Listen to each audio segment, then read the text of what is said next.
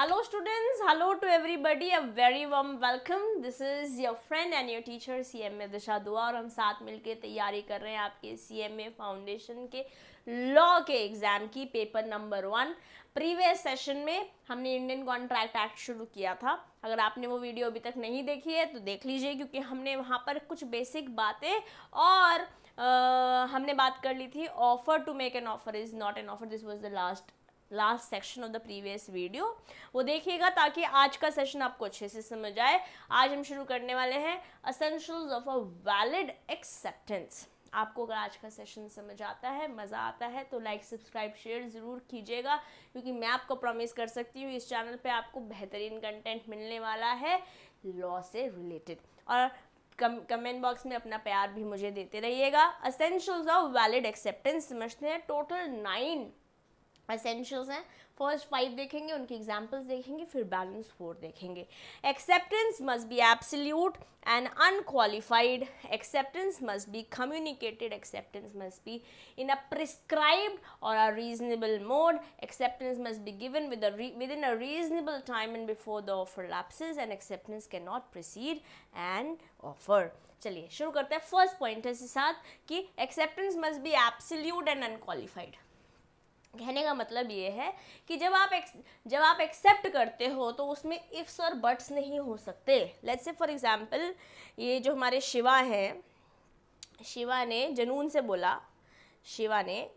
बोला कि तुम मुझे ये ब्रह्मास्त्र दे दो, मैं तुम्हें इसके रिटर्न में दूंगा 10 करोड़ रुपए। ठीक है, तो ये ऑफर हुआ।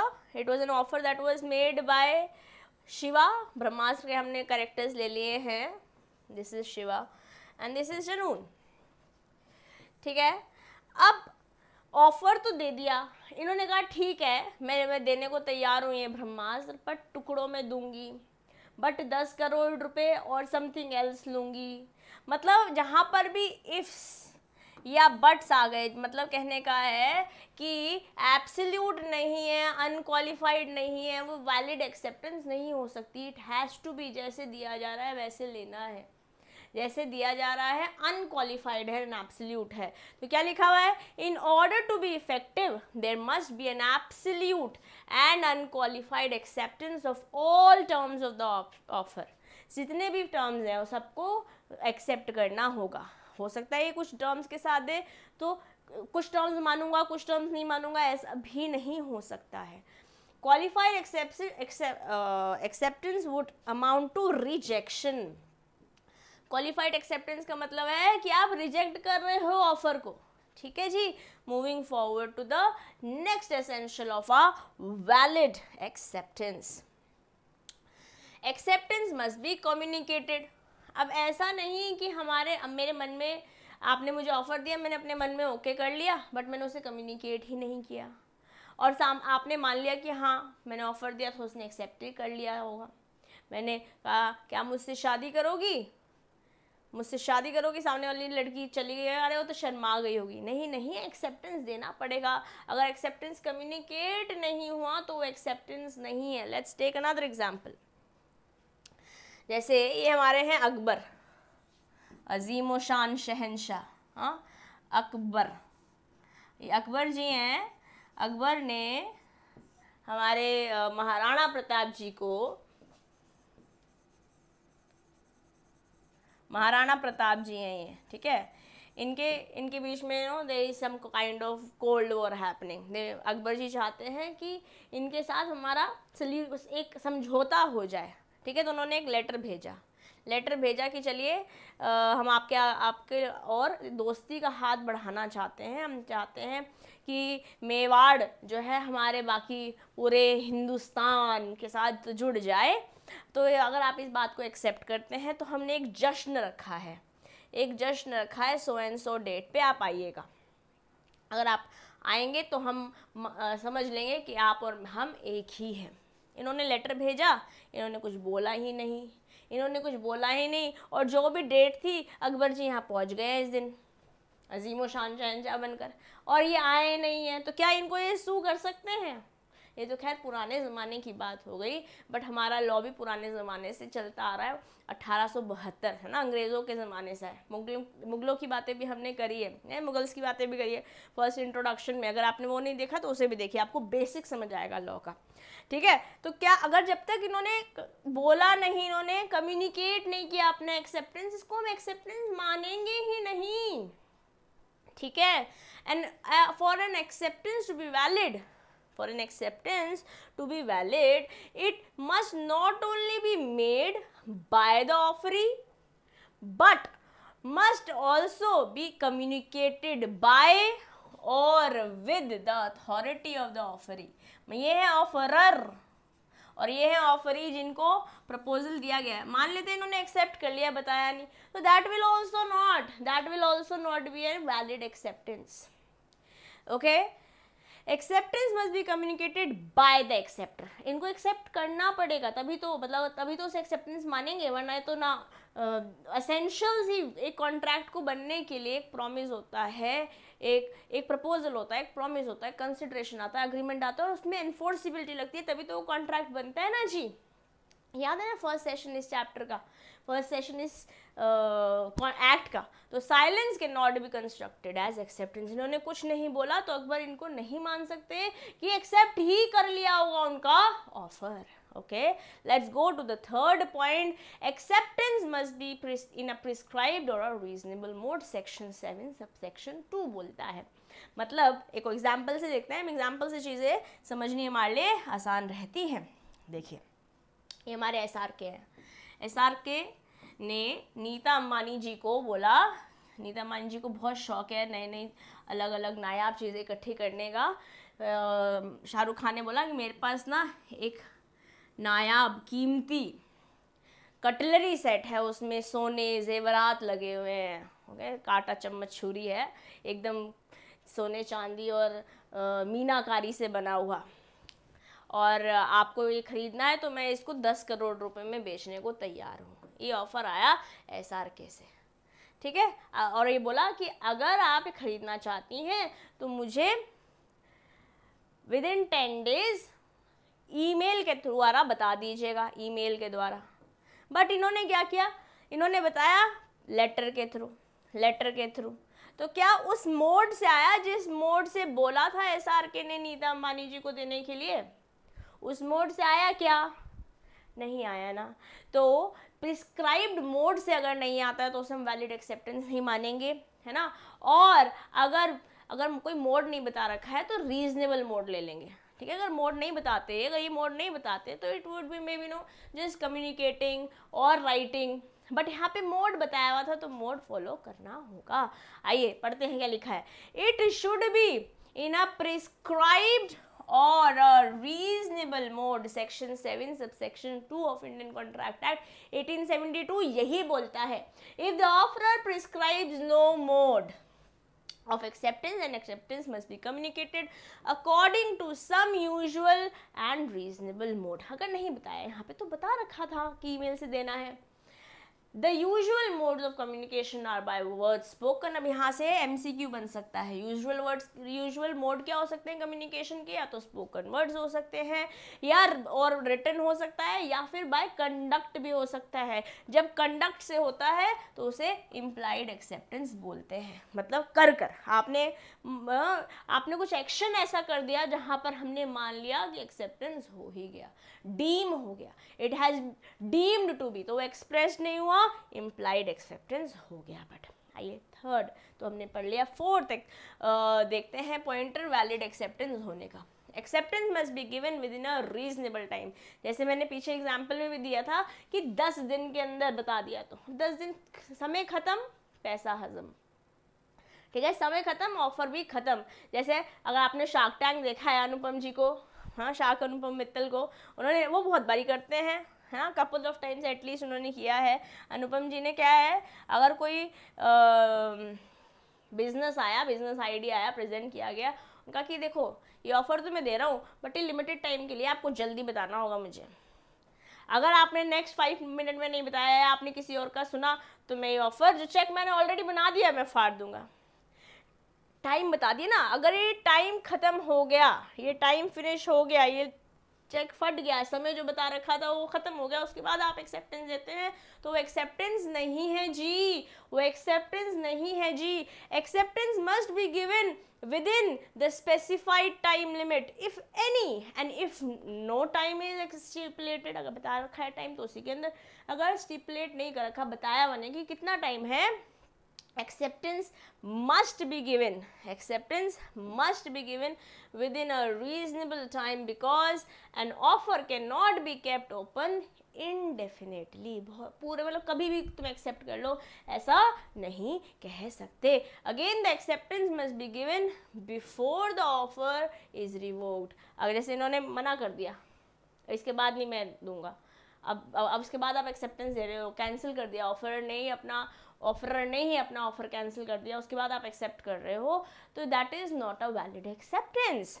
ओके, और lapses for a reason of offer is knowledge of death. अच्छा, भी एक इम्पॉर्टेंट बात है, जो ऑफरी है उसकी नॉलेज ऑफ डेथ है या इंसेनिटी है ऑफ द ऑफरर, जो जिसको ऑफर दिया है, जैसे मैंने आपको ऑफर दिया है तो आप ऑफरी है ना, और मैं ऑफरर हूँ। अब डेथ हो गई है, अगर ऑफरर की ही डेथ हो गई और इसके बारे में आपको पता है, तो वो एक्सेप्टेंस भी एक्सेप्टेंस नहीं माना जाएगा, क्योंकि जो इंसान है ही नहीं उसके साथ कॉन्ट्रैक्ट में कैसे आओगे।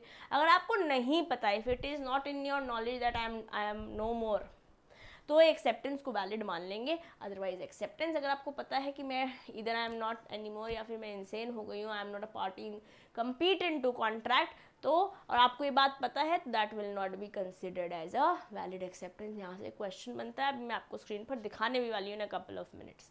Acceptance given to a revoked offer is not valid. जो कैंसिल आउट हो चुका है ऑफर, अगर आप उस पर एक्सेप्टेंस दे रहे हैं तो वैलिड है ही नहीं दोस्तों। आइए नेक्स्ट पॉइंट देखते हैं। Next pointer, fifth point, essentials of valid contract. Acceptance can not preceded an offer. ठीक है, ऑफर ही नहीं दिया आपने, उसको एक्सेप्ट कर लिया। मान लेते हैं ये हमारी रानी पद्मावती जी हैं, रानी पद्मावती जी का एक 9 लखा हार, एक 9 लखा हार जो है वो खो गया, इट इज़ मिसप्लेस्ड। ठीक है, it is somehow it is षड्यंत्र रचा था हमें भी खलीबली ने, हाँ, कि अलाउद्दीन खिलजी ने, और वो चुरा के ले गए थे। लेट्स से फॉर एग्जांपल एक कहानी बना रहे हैं, ठीक है, तो वो मेहरुनिसा के पास पहुंच गया।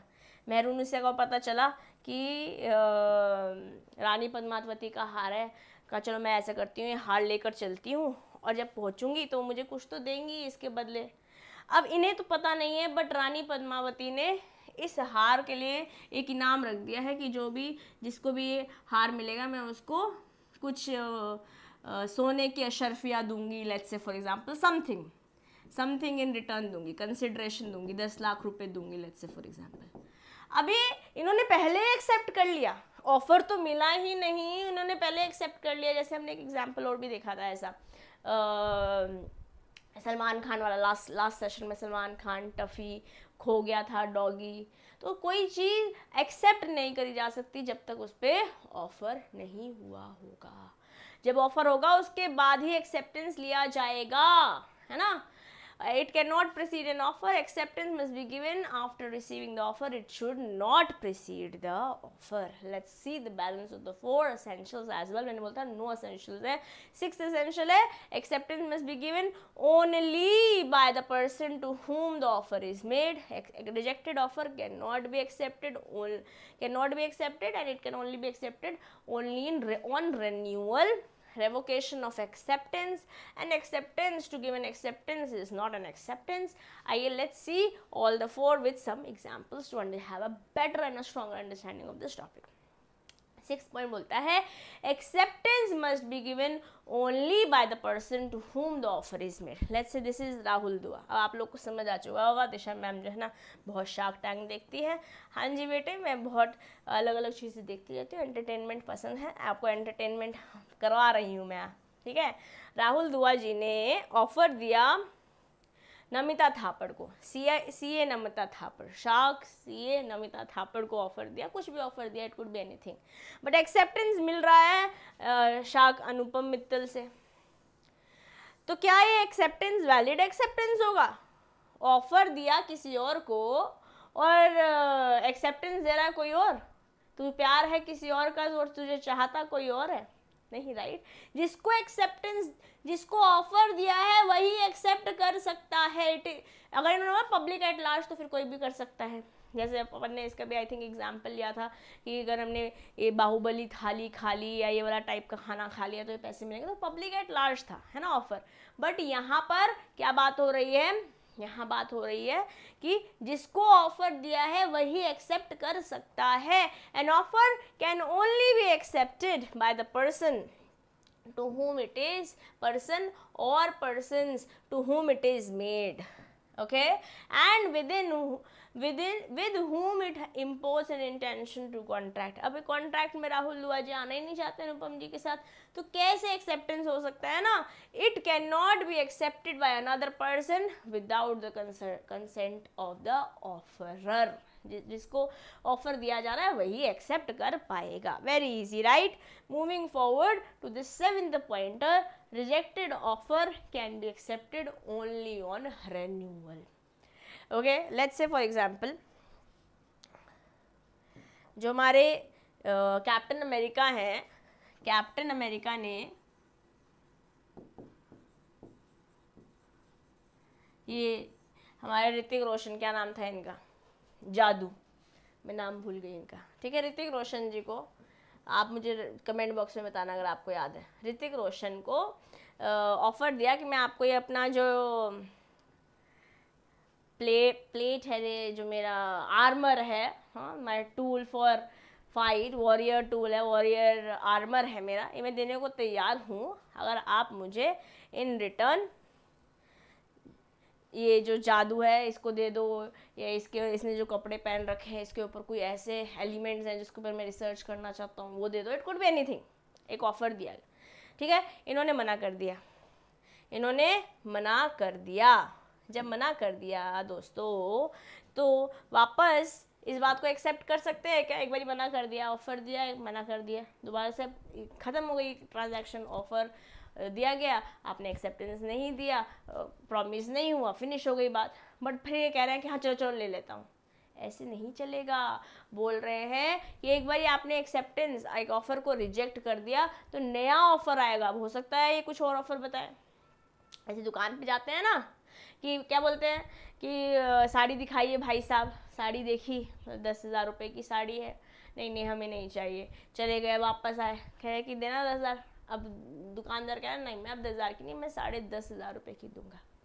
हो सकता है ना नया ऑफर चालू हो गया। Rejected offer can be accepted only, rejected offer can accepted only on renewal. Offer once rejected cannot be accepted again unless a fresh offer is made. यहाँ पर तो बोल रहे हैं, तो हमने इस साड़ी वाला एग्जाम्पल तो लिया था, वो तो हमने बोला था हो सकता है, बट एक्चुअली में कॉन्ट्रैक्ट में दोबारा ही ऑफर देना होगा, रिन्यूड ऑफर देना होगा। Let's see the next essential of a valid contract, that is revocation of acceptance. Revoke मतलब कैंसिल आउट, मना कर देना, ठीक है। इंग्लिश लॉ में तो एक्सेप्टेंस जो है रिवोकेबल है, आपने एक बार एक्सेप्ट कर लिया आप उसे मना कर सकते हो। बट इंडियन लॉ में आपने एक बार एक्सेप्टेंस ले लिया तो आप उसको रिवोक नहीं कर सकते। It will be considered as a breach of contract कि आपने ऑफर दिया या मैंने ऑफर दिया, आपने एक्सेप्टेंस दे दिया, तो अब इस एक्सेप्टेंस को मना नहीं कर सकते। नहीं मेरी मम्मी मना कर रही है, कॉन्ट्रैक्ट में आ गए तो अब आप आ गए। Let's say for example this lady goes to the shop, कुछ जूस की शॉप है, किसी भी चीज़ की शॉप है, इन्होंने ऑफर दिया कि हमें बेच रहे हैं, इन्होंने कहा ठीक है, अब ले लिया तो वापस। वैसे तो वो सेल्स ऑफ गुड्स एक्ट में हम इसकी डिटेलिंग समझेंगे, बट अभी के लिए इतनी बात समझते हैं कि एक बार एक्सेप्टेंस दे दिया ऑफर को एक्सेप्टेंस दे दिया तो उसे मना नहीं कर सकते हैं जी, मना नहीं कर सकते हैं। इंग्लिश लॉ में कर सकते हैं, इंडियन लॉ में नहीं कर सकते हैं। ऐसे ही आपके मॉड्यूल में लिखा हुआ है, तो हो सकता है यहाँ से भी एमसीक्यू बन जाए आपके एग्जाम में। हर एक पॉइंट को ध्यान से पढ़ेंगे दोस्तों, हर एक पॉइंट को अगर ध्यान से पढ़ते जाएंगे तो मज़ा भी आएगा और एग्जाम में हमारे नंबर भी आएंगे। आइए लास्ट पॉइंट देखते हैं। Acceptance, to give an acceptance is not an acceptance. मान लेते हैं, ठीक है, एग्जाम्पल लेते हैं। लेट्स से ये है राम, ठीक है। राम ने ऑफर दिया मोहन को, राम ने ऑफर दिया मोहन को कि मैं अपनी कार बेचना चाहता हूँ, मैं अपनी कार बेचना चाहता हूँ फॉर ₹2 लाख, ठीक है। गाड़ी है, बढ़िया कंडीशन में, मैं 2 लाख रुपए में अपनी गाड़ी बेचना चाहता हूँ। मोहन ने कहा कि बढ़िया है ये तो ऑफर, मैं 2 लाख में खरीदने को तैयार हूँ, ठीक है। इस बात पे इन्होंने एक्सेप्टेंस दे दी, इस बात पे इन्होंने अपनी एक्सेप्टेंस दे दी, बट बताया ही नहीं, कम्युनिकेट ही नहीं किया, कम्युनिकेट ही नहीं किया। जैसे हमने जब अकबर और महाराणा प्रताप का एग्जाम्पल लिया था, वहाँ पर तो इंटेंशनली महाराणा प्रताप जी ने नहीं जवाब दिया ना, बट ये तो अनइंटेंशनली एक्सेप्ट कर लिया था, बट बताया ही नहीं। Acceptance to an acceptance is not an acceptance. आपको इस एक्सेप्टेंस को कम्युनिकेट करना पड़ेगा। जब तक आप बताएंगे नहीं, ये बाबा जी कोई है, इनको पता कैसे चलेगा, ये राम जी हमारे सत्युग वाले राम जी नहीं, तो एग्जाम्पल वाले राम जी, अभी कलयुग में ही है दोस्तों हम। Okay, so acceptance to an acceptance is not an acceptance. हो सकता है ऐसी कोई केस स्टडी आपके एग्जाम में आ जाए। हर एक पॉइंट को इसीलिए ध्यान से समझना जरूरी है दोस्तों। आइए आगे बढ़ते हैं नेक्स्ट टॉपिक की ओर। I hope all the 9 pointers are clear to you. मैंने आपको बोला था एक पॉइंटर से क्वेश्चन बनने वाला है, वो क्वेश्चन आ गया है। होप फिर नेक्स्ट टॉपिक की ओर चलेंगे, ठीक है। क्वेश्चन देखते हैं। An offer does not lapse if the offerer dies before acceptance, if the offeree dies before acceptance, if the acceptance is made by the offeree in ignorance of the death of the offerer। Lapse कब नहीं होता है, ठीक है, पता ही नहीं है कि डेथ हो गई है या इंसेन हो गया है ऑफरर, ऑफरी को ऐसा पता ही नहीं है। Acceptance is made by the offeree with the knowledge of the death of the offeror.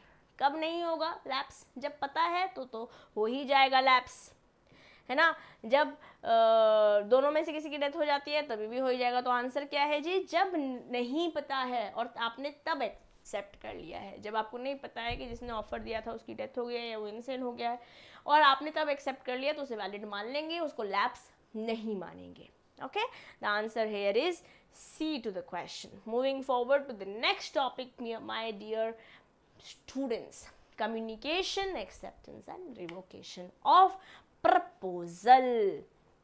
Communication क्या होता है, ये तो हम रोज डेली शिंगानियंस, daily scenes from our houses. मम्मा क्या बोल रही है, मम्मा जी पापा जी को ऑफिस जाते हुए बोल रही हैं कुछ बातें। क्या बोल रही हैं, सुनते हो जी वापसी पे ना 1 किलो टमाटर, क्योंकि बहुत महंगे हो रहे हैं अभी, 1 kg tomato 100 rupees kg। My God, अब आप कब देखने वाले हैं ये सेशन पता नहीं मुझे। अभी तो टोमेटो 1 किलो ही लिया ना, बाकी हम सॉस वॉस डाल के चला लेंगे काम। ओके, 2 kg अनियन और 1 kg पोटैटो लेते आना, ये लेते आना। तो पापा जी बोल रहे हैं हाँ जी भाग्यवान लेते आएंगे। खैर हमारे मम्मी पापा तो अब थोड़े मॉडर्न हो गए हैं, है ना। हमारे तो एक्सक्यूज़ मी प्लीज़ ब्रिंग ले आना, और अगर लड़ाई हो रखी होती है तो मैसेज पे व्हाट्सएप भी कर देते हैं, वो कम्युनिकेशन भी हो जाता है। चल दादी पकड़ लो, मेरे मम्मी पापा तो अभी भी चलता है, सुनो ये लेते आना। हाँ, आपके घर में कैसे होता है। ओके, मम्मा पापा हो गया, कम्युनिकेशन क्या हो रहा है मैं बता रही हूँ। कम्युनिकेशन, मम्मी ने पापा को, पापा ने मम्मी को क्या किया, अपनी भावनाएं व्यक्त करी। अगर बताएंगे नहीं, acceptance to acceptance is not an acceptance, हमने पीछे देखा ना। हाँ मैंने तो सोचा था लेता आऊँगा, बताएंगे नहीं, मम्मी बोलेगी एक तो मैं बोल रही थी आपने कुछ बोला ही नहीं, हाँ, ऐसे भी हो जाता है कि नहीं हो जाता है, मम्मी पापा की लड़ाई हो सकती है, हम लड़ाई वाली बात तो करेंगे ही नहीं, पहले कम्युनिकेशन देखते हैं, okay, both the angle from the offeror and the offeree, और फिर इसकी बातों को आगे लेकर चलेंगे. The term communication can be explained as the process of sending or bringing any matter of knowledge of the person to whom it is directed. जैसे mummy ने पापा को डायरेक्ट करी थी, पापा ने मम्मी को बोलता हाँ ठीक है लेता आऊँगा. The process of sending or bringing the notice may be by letters, fax, telegrams, telephones, etc. ये send कर रहे हैं, है ना, process of send. Communication is important in case of contract and it can be explain as below. आइए इसके pointers देखते हैं, बहुत मजा आने वाला है आज के सेशन में, मेरे साथ एंड तक बने रहिएगा. ऑफर, एक्सेप्टेंस और रिवोकेशन. हो सकता है आपको स्क्रीन थोड़ी ब्लर दिख रही हो, टेंशन मत लेना, एग्जैक्टली कॉपी पेस्ट आपके मॉड्यूल से मैंने ले रखा है. अगर स्क्रीन बहुत अच्छे से नहीं दिख रही है आप रेफरेंस वहाँ से ले सकते हैं. आइए ऑफर देखते हैं. As per written, as per section 4 बोलता है इंडियन कॉन्ट्रैक्ट एक्ट का ऑफर के बारे में. The communication of proposal is complete when it comes to the knowledge of the person to whom it is made. जैसे मैंने, this is me, okay, this is you, मैंने आपको offer दिया कि आप मुझसे पढ़ना चाहेंगे and this will be the fee. Let's say for example, अभी तो हम यूट्यूब पे पढ़ रहे हैं, कोई फी नहीं है, आप सबके लिए मेरा प्यार और आप सबका प्यार ही मेरे लिए कंसिडरेशन है, समथिंग इन रिटर्न. अब मैंने आपको ऑफर दिया, ठीक है. अब जिस दिन ये लेट्स से मैंने आपको एग्जाम लेटर से भेजा था ये, ठीक है, लेटर के से ये ऑफर भेजा था, तो जिस दिन आपको ये ऑफर मिलेगा ना, लेट्स से मैंने आपको भेजा ये 25 जून को भेजा, ठीक है, 25 जून 2023 को भेजा, आपके पास पहुंचा ये मेरे बर्थडे वाले दिन 29 जून 2023 को, ठीक है. अब जिस दिन पहुंचा दोस्तों, वही दिन होगा ऑफर कम्युनिकेशन होने का, वही दिन होगा जिस दिन ऑफर मिलेगा. जब तक ऑफरर को, ऑफरी को पता ही नहीं चलेगा कि उसके पास कोई ऑफर आया है, वो उसको एक्सेप्ट कैसे करेगा या वो ऑफर कंप्लीट कैसे होगा. उसी का एग्जांपल यहाँ दे रखा है. X sends a proposal of selling his car to Y by letter which was received by Y on 12 October 2021. तो किस दिन बोलेंगे ऑफर दे दिया गया, कंप्लीट हो गया, 12/10/2021 को ये ऑफर जो है कंप्लीट हो गया. The communication of offer is complete when it comes to the knowledge of offeree. बोले तो Y in the case that we just talked about. Acceptance कब होगा, एक्सेप्टेंस किस दिन होगा. एक्सेप्टेंस, सपोज ये वाला देखते हैं, ये वाला एग्जाम्पल लिखते हैं. Suppose in the example given by above, y accepts the proposal by letter sent by post on 15th. In the instance case, the communication of acceptance against X is complete as soon as Y dispatches the letter out to office control. जैसे मैं ये वाला example लेती हूँ वापस, है ना, 29 जून वाला. जिस दिन आपने एक्सेप्टेंस के लिए लेटर वापस पोस्ट किया, अब हो सकता है वो 29 जून हो सकता है वो 30 जून हो सकता है वो 1 जुलाई हो, जिस तारीख को आप भेज देंगे, लेटर पोस्ट कर देंगे, उस दिन एक्सेप्टेंस कम्युनिकेट हो गई.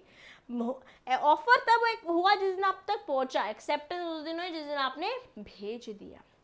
ओके, अब रिवोकेशन मतलब cancel out. Suppose in the previous example, if X decides to revoke his proposal and send an ordinary letter to Y on 14th, which is received by Y on 17th. In the instance, revocation of offer is complete as against X on 14th and as against Y on 17th. मतलब cancel करना चाह रहे हैं हम अपने offer को, normal letter से भेज रहे थे. एक बार दोबारा से पढ़ेंगे. इफ मैं इसको ब्लैक पेन लेती हूँ ताकि आपको थोड़ा तो दिखाई दे. आइए देखते हैं पुराने एग्जाम्पल में. If X decides to revoke his proposal, X है मतलब ऑफरर ने अपना जो ऑफर है वो कैंसिल आउट करना चाह रहा है. And sends an letter to Y on 14th 21, मतलब हमने पहले 12 को वो ऑफर भेजा और 14 को आप भेज रहे हैं कि हम कैंसिल करना चाह रहे हैं अपना offer. which is received by Y on 17th. In the instance, the revocation of offer to be complete as against X on 14th and as against Y on 17th. तो जिस दिन भेजा रिवोकेशन का कम्युनिकेशन वो offeror के लिए हो जाएगा और जिस दिन ऑफरी को मिला उस दिन उसके लिए हो जाएगा. ठीक है, इसको और डिटेल में समझेंगे अब आने वाले स्लाइड्स पे. ध्यान से मेरे साथ बातों को सुनते चले जाइएगा. Revocation of offer and acceptance. Revoke मतलब कैंसिल आउट करना. लेट्स से फॉर एग्जाम्पल ये हमारे कौन है, Popeye the sailor man. Do you know about him? हाँ, हमारे ज़माने का कार्टून नेटवर्क है. अब पता नहीं क्या चलता है, ओगी एंड द कॉकरोच चलता है शायद. खैर, ये पॉपॉय द सेलर मैन, ये क्या करते हैं, इन्हें स्पिनिच खाते हैं, पालक खाते हैं और इनके अंदर एनर्जी आ जाती है, सारी फाइट कर लेते हैं. ये कोई है मिस्टर एक्स ले लेते हैं. मिस्टर एक्स को पॉपॉय ने लेटर के थ्रू ऑफर दिया. ठीक है, ऑफर दिया या लेटर इन्होंने भेजा था लेट्स से फॉर एग्जांपल 1 जुलाई 2023 को. तो जिस दिन उन्होंने ऑफर भेजा, बट जिस दिन इस बंदे को मिला कि मैंने तुमको इतने रुपए के against, let's say for example कोई भी एग्जांपल 10 लाख के रुपए के अगेंस्ट 500 किलो पालक भेजूंगा, 5000 किलो पालक भेजूंगा, what ever amount it is. ठीक है, जिस दिन यहाँ पहुँचा, ये पहुँचा लेट्स से 5 जुलाई 2023 को पहुँचा, 5 जुलाई 23 को मिल पहुंचा. तो ये ऑफर कंप्लीट कब हुआ, जिस दिन पहुंचा, जिस दिन ऑफरी की नॉलेज में आया, जिसको हम ऑफर कर रहे हैं उसकी नॉलेज में आया, ये ऑफर उस दिन कंप्लीट होता है. अब जिस दिन यहाँ से चल दिया, मान लेते हैं इसने इस बात को एक्सेप्ट कर लिया, ये एक्सेप्ट किया, 7 जुलाई को उन्होंने लेटर पोस्ट किया कि हाँ ठीक है मैं खरीदना चाहता हूँ, मैं खरीदना चाहता हूँ. अब जिस दिन इनिशिएट हो गया उस दिन हो गया कम्युनिकेशन, उस दिन ऑफर एक्सेप्ट हो गया.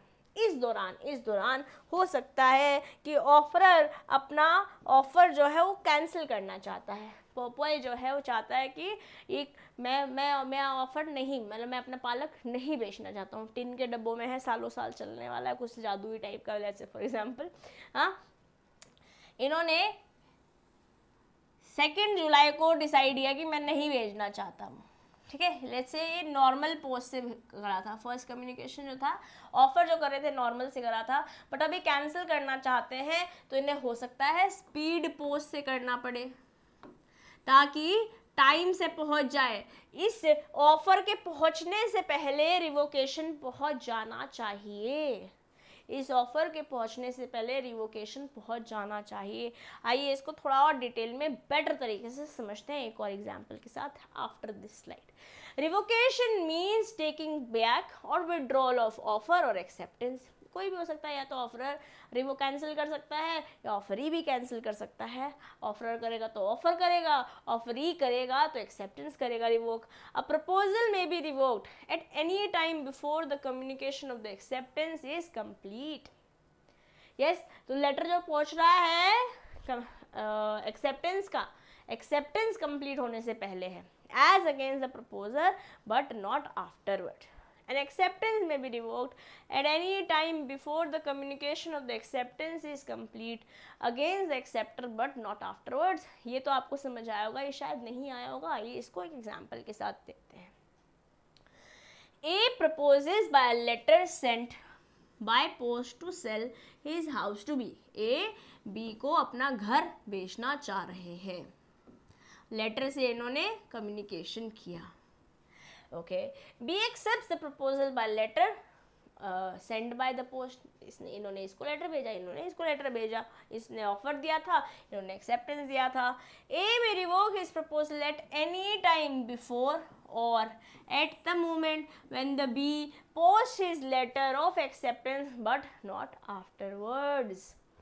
जिस दिन मान लेते हैं भेजा, पुराने एग्जाम्पल पे चलते हैं. अब 5 जुलाई 2023, जिस दिन मान लेते हैं 7 जुलाई को भेज रहे हैं, एक्सेप्टेंस भेजना चाह रहे हैं, जिस दिन एक्सेप्टेंस बोल रहे हैं ना, उस एक्सेप्टेंस से पहले ऑफर जो है रिवोक्ड ऑफर पहुंच जाना चाहिए. तो अगर 7 जुलाई को भेज रहा था अपना एक्सेप्टेंस, तो 7 जुलाई से पहले, और अगर 5 जुलाई को सेम ही दिन भेजता तो उस दिन से पहले, जिस दिन एक्सेप्टेंस हुई उस दिन से पहले रिवोकेशन का लेटर पहुंच जाना चाहिए। तो बी जब ये लेटर पोस्ट कर रहा है ना कि मैं एक्सेप्ट कर रहा हूँ, जिस दिन पोस्ट कर रहा है उस दिन से पहले ऑफर ऑफ रिवोकेशन पहुंच जाना चाहिए। बी में revoke is acceptance at any time before और at the moment when the letter communicating reaches A but not afterwards. तो अब स्पीड पोस्ट से भेजना पड़ेगा एक्सेप्टर को। अगर जिस दिन भेज रहे हैं और वहाँ पहुँचने वाला है, जब पहुँच रहा है ऑफरर के पास, एक्सेप्टेंस का पहुँचने से पहले कैंसिलेशन का पहुँच जाना चाहिए। तो वहाँ पर दो सिनेरियो है, ऑफर कैसे रिजेक्ट होता है और एक्सेप्टेंस कैसे रिजेक्ट होती है। ये एग्जाम्पल आई होप समझ में आया होगा। यहाँ से यहाँ नॉर्मल ऑफर गया हो तो हमें समझ आया। अगर हम रिवोकेशन का ऑफर जा रहे हैं तो जिस दिन यहाँ से लेटर आ रहा है उस दिन से पहले होना चाहिए, और अगर एक्सेप्टेंस रिवोक करना चाह रहे हैं तो ये पहुँचने से पहले दूसरा पहुँच जाना चाहिए, ये पहुँचने से पहले दूसरा पहुँच जाना चाहिए। अभी एग्जाम्पल्स अगर आपको समझ में आ गया तो क्वेश्चन कैसा भी आ जाए आप आंसर दे देंगे। अब चलते हैं नेक्स्ट टॉपिक की ओर, रिवोकेशन सेक्शन 6 डिटेल में थोड़ा जानते हैं। Revocation by communication of notice of revocation by proposer to the opposite party. The offerer may revoke his proposal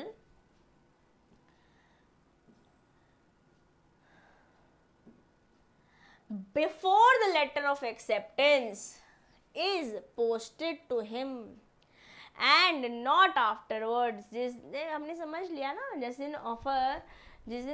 जिस दिन ऑफरी अपना लेटर एक्सेप्टेंस का पोस्ट करने वाला है उससे पहले रेवोकेशन पहुंच जाना चाहिए ऑफरर के द्वारा। मान लेते हैं सलमान खान को गौरव गुप्ता जी जो है लेटर के थ्रू इन्होंने कुछ ऑफ़र दिया था, बट अब वो ऑफ़र को रिवोक करना चाहते हैं। तो जिस दिन सलमान खान एक्सेप्टेंस डाल रहे हैं उससे पहले ऑफरर का रिवोकेशन पहुंच जाना चाहिए, क्योंकि एक बारी संदेशा जो है वो घर से निकल गया तो ये ऑफर जो रिवोकेशन ऑफ ऑफर है गौरव गुप्ता के द्वारा फॉर सलमान खान, ये कैंसिल हो जाएगा। फिर इस हम रिवोकेशन को वैलिड नहीं मानेंगे।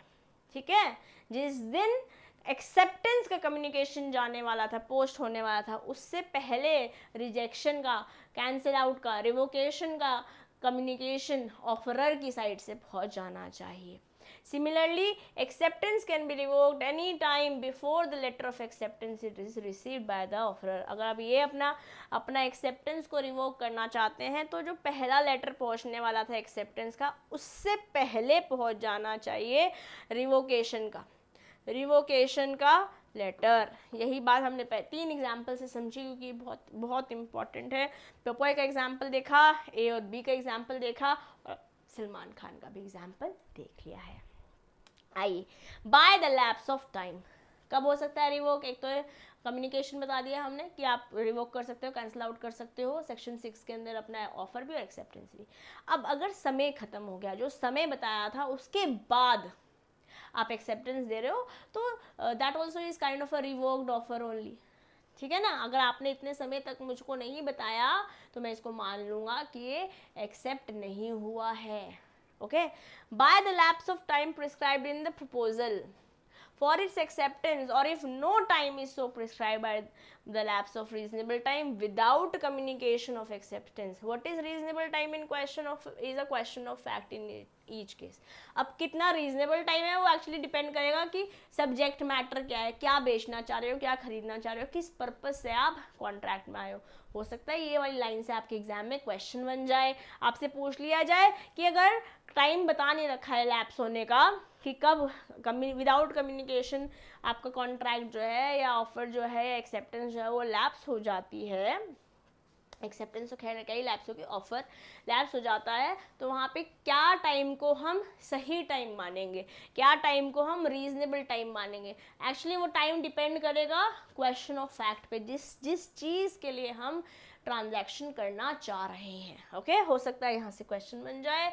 नेक्स्ट देखते हैं, by failure of the accepted to fulfil a condition precedent to acceptance. अब रिवोक और कैसे तरीके से हो सकता है, आपने एक सीरीज़ देखी होगी नेटफ्लिक्स में सोशल करेंसी, मैंने नहीं देखी, मैंने सिर्फ इसके एड्स देखे हैं।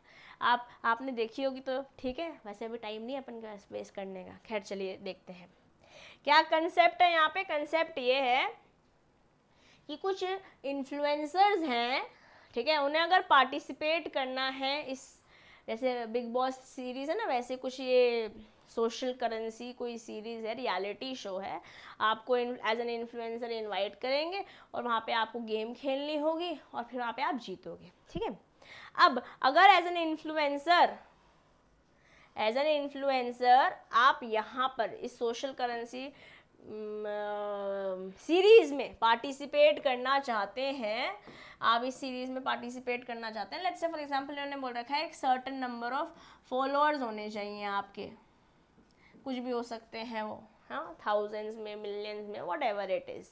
तो क्या बोल रहे हैं, by the failure of the acceptor to fulfil a condition precedent to acceptance, इन्होंने बोला कि हम आपको ऑफर देना चाहते हैं कि आप हमारे रियलिटी शो में आइए।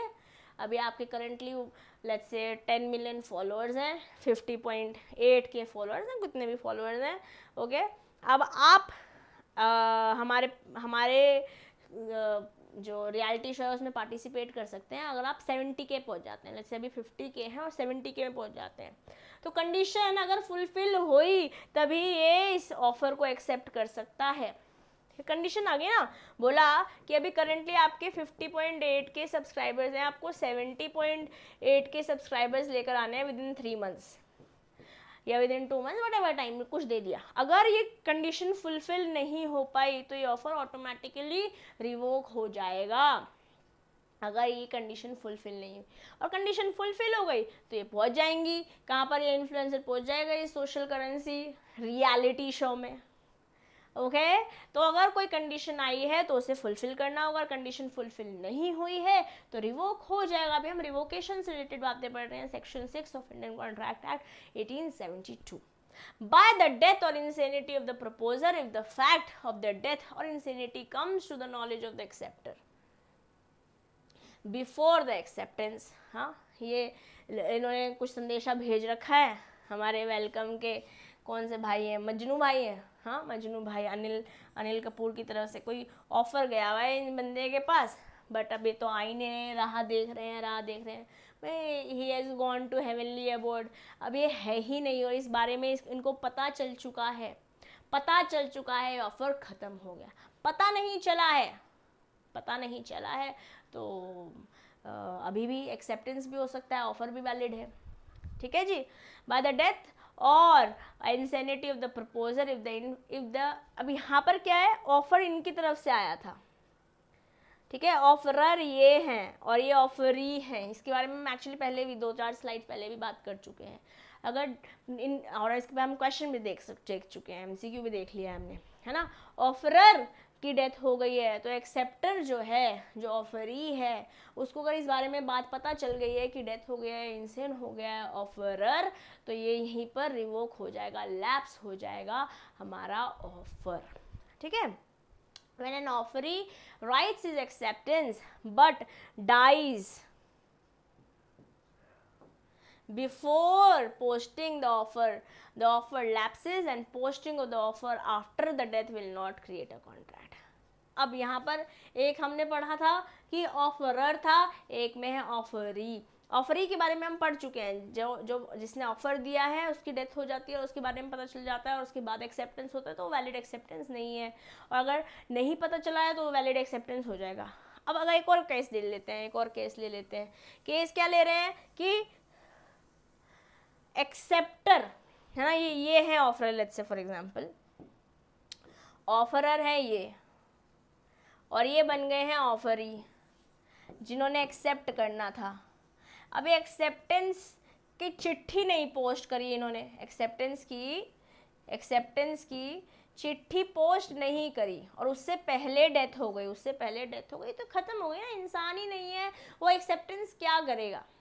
और मान लेते हैं एक्सेप्ट कर लिया था और डेथ हो गई तो उसके बाद की कंसिक्वेंसेस के बारे में हमारे कंटेंट में बात नहीं करी गई है, okay. The offer lapse and posting of the letter after the post will not be will not be taken into consideration. Death होने के बाद लेटर कोई और पोस्ट कर रहा है तो उसके साथ तो हुआ ही नहीं है वैसे भी कॉन्ट्रैक्ट, है कि नहीं? तो I hope this pointer is also clear to everybody. Moving forward, if a counter offer is made, एक और शार्क टैंक का एग्जाम्पल। हाँ, ये कुछ कपड़े लेकर आए हैं। हाँ, there is some kind of offer that has come from a business entity कि हम आपसे 40 लाख लेंगे। इन शार्क्स को ऑफर दिया कि हम आपसे 40 लाख लेंगे इन रिटर्न ऑफ 2% इक्विटी, ठीक है। बट इनकी तरफ से काउंटर ऑफर गया, काउंटर ऑफर गया, एब्सोल्यूट नहीं था ना, एब्सोल्यूट नहीं था, क्वालिफाइड था, एक नया ऑफर चला गया। It is a new offer now. क्या ऑफर गया कि हम आपको 60 लाख रुपए देंगे बट 10% इक्विटी लेंगे, 10% इक्विटी लेंगे।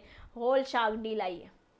Okay, if the counter offer is made when the offer is accepted with some modification in the terms of the offer or with some other conditions not forming a part of offer, such qualified acceptance amounts to counter offer। qualify हो गया ना, क्योंकि absolute नहीं है, qualified हो गया है और एक नया प्रपोजल आ गया है। इन्होंने ऑफर दिया था, इन्होंने एक और ऑफर दे दिया है, एक नया ऑफर आ गया है, काउंटर ऑफर बोलते हैं जिसे। इसी कंसेप्ट को बोलेंगे काउंटर। ऐसे आपने अगर शार्क टैंक देखा है तो मैं आपको काउंटर करना चाहूँगा, इस काउंटर का काउंटर करना चाहूँगा। ऐसा सुना है आपने? अगर नहीं सुना है तो आप सुन रहे हैं। आइए आगे बढ़ते हैं। If an offer not accepted according to prescribed or usual mode, जैसे बोला था वैसे नहीं किया है एक्सेप्ट, जिस मोड से बोला था उस मोड से नहीं किया है accept.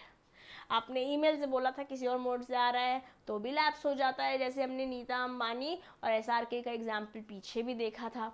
However, the offerer gives notice to the offeree within the reasonable time that the acceptance is not according to the prescribed or usual mode of acceptance, तो वहाँ पर हो सकता है चीज़ें बदल जाए। अगर नोटिस दे दिया जाए कि मैं ईमेल से नहीं भेज पा रहा हूँ, इससे भेज रहा हूँ, आप इसको बता दीजिए एक्सेप्ट करेंगे या नहीं, तो हो सकता है वहाँ पे टर्म्स एंड कंडीशंस डिफरेंट हो जाए। बट वैसे देना पड़ेगा जो प्रिस्क्राइब्ड मोड है, in general, in normal, in usual circumstances. Moving forward, an offer comes to an end if the law is changed and so as to make the contract contemplated by the offer illegal or incapable of performance, है ना। हम मान लेते हैं 500 के note में deal हुई थी, डिमोनेटाइजेशन आ गया, अब डिमोनेटाइजेशन आते ही वो चीज़ हो गई illegal.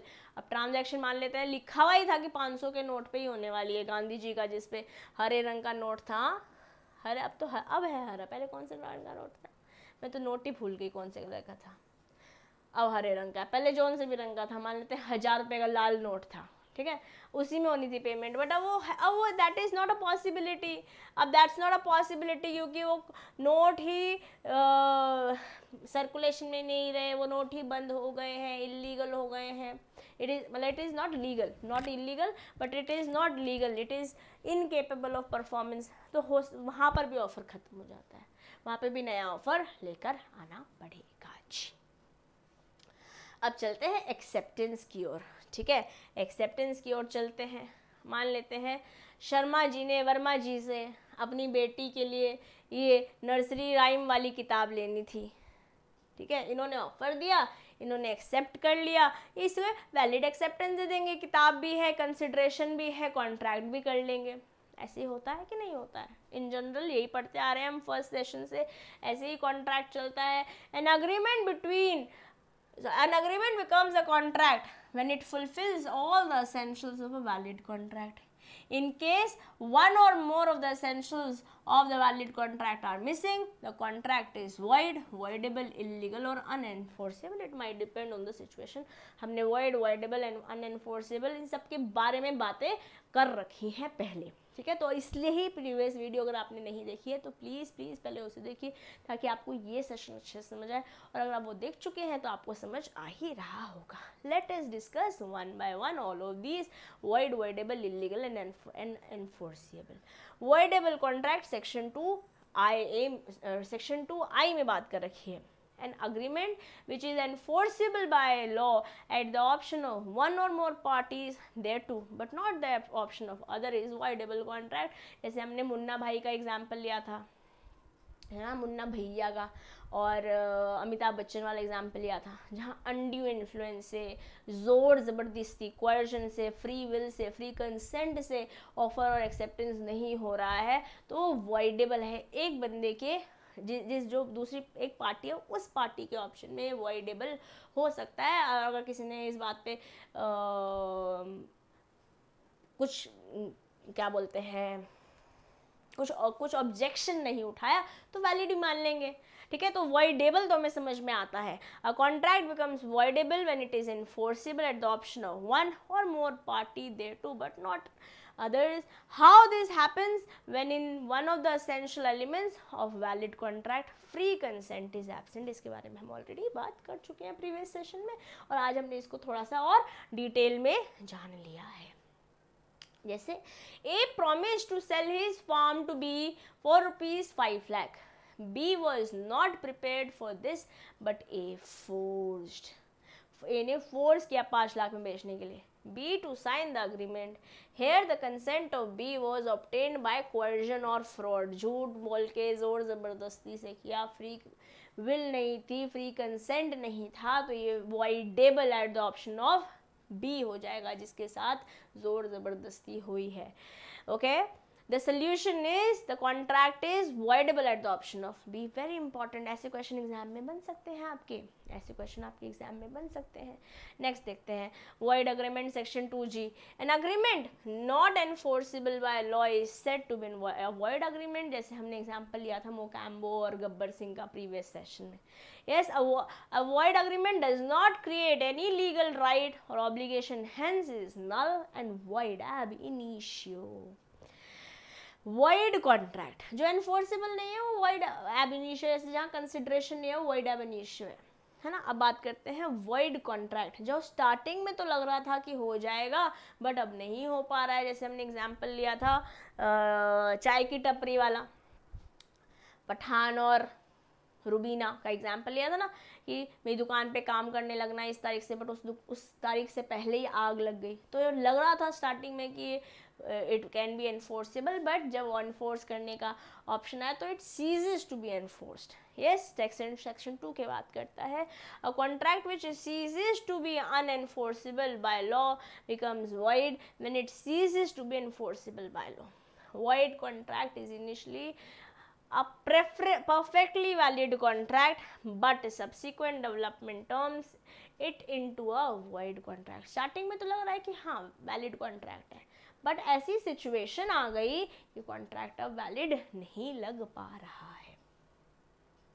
The following agreements have been expressly declared to be void by Indian Contract Act. अगर कोई अग्रीमेंट होता है किसी माइनर या किसी अनसाउंड बंदे के बीच में, है ना, मान लेते हैं ये कोई बंदा है ए, अभी सिर्फ 17 साल का है, ठीक है, वो एक बी के साथ एंटर करता है कॉन्ट्रैक्ट में, हुज 25 ईयर्स ऑफ एज। क्या ये कॉन्ट्रैक्ट वैलिड है? नहीं, वॉइड है, क्योंकि इसमें असेंशियल जो है of party competent to contract वही मिसिंग है। ऐसी सिमिलर केस अनसाउंड माइंड में हो सकता है। An agreement of which the consideration or object is unlawful. Unlawful है अगर consideration, ए जो है बी को सामान बेच रहा है, ठीक है, या बोल रहा है कि पेपर लीक करवा दो, पेपर लीक करवा दो और मैं आपको रिटर्न में 10 लाख रुपए दूंगा, तो ये ऑब्जेक्ट ही अनलॉफुल है ना। या हो सकता है कंसिडरेशन बोल रहा है इन रिटर्न मेरे लिए ये काम कर दो, मैं इन रिटर्न आपको ड्रग्स दूंगा, तो ये कंसिडरेशन या in whatever it could be unlawful object, it could be unlawful consideration. इन दोनों के बारे में हमने प्रीवियस सेशन में बात करी है ना। इसलिए आई होप ये छोटी छोटी बातें तो आपको समझ में आ ही रही होंगी। नेक्स्ट देखते हैं, a contract made under a bilateral mistake. Bi का मतलब होता है दो, यूनि का मतलब होता है एक, ठीक है, दोनों ही साइड पार्टी में मटेरियल फैक्ट के regarding material mistake of fact हो रहा है, मतलब जो सब्जेक्ट मैटर है उसी के बारे में गलती है। जैसे हमने अनुपमा का एग्जाम्पल लिया था प्रीवियस सेशन में, और एक और एग्जाम्पल लिया था। आज एक नए एग्जाम्पल से देखते हैं। ये हमारे फ्लाई कौन है, हमारे पायरेट्स ऑफ द कैरेबियन के, क्या नाम है इनका, whatever name is his name is, क्या नाम है इनका, मैं भूल गई, अरे यार, स्टार्क, जो क्या नाम है, जो सम स्टार के, जो भी नाम है इनका, चलिए कोई बात नहीं। पायरेट्स ऑफ द कैरेबियन वाला हीरो जो है, उन्होंने हमारे अमित शाह जी के साथ कॉन्ट्रैक्ट किया। इनको लग रहा है कि ये फ्लाइंग डच बेचने वाले हैं, फ्लाइंग डच मैन ये वाली शिप बेचने वाले हैं, और अमित शाह जी को लग रहे हैं ये ब्लैक पर्ल खरीद रहे हैं। मीटिंग ऑफ माइंड हो रहा है क्या? दोनों ही तरफ से गलती है, दोनों ही तरफ से गलती है। ये कुछ और बेचना चाह रहे हैं, ये कुछ और खरीदना चाह रहे हैं, और कॉन्ट्रैक्ट में एंटर कर गए हैं। शिप बेच रहे हैं, अरे भैया जी कौन सी शिप बेच रहे हैं? फ्लाइंग डचमैन बेच रहे हैं कि ब्लैक पर्ल बेच रहे हैं? इनका नाम ढूंढना पड़ेगा यार, ऐसे तो नेक्स्ट पहुंचना मुश्किल हो जाएगा। देख लेते हैं, फटाक से इसका नाम ढूंढते हैं। क्या नाम है इनका? Pirates of Caribbean,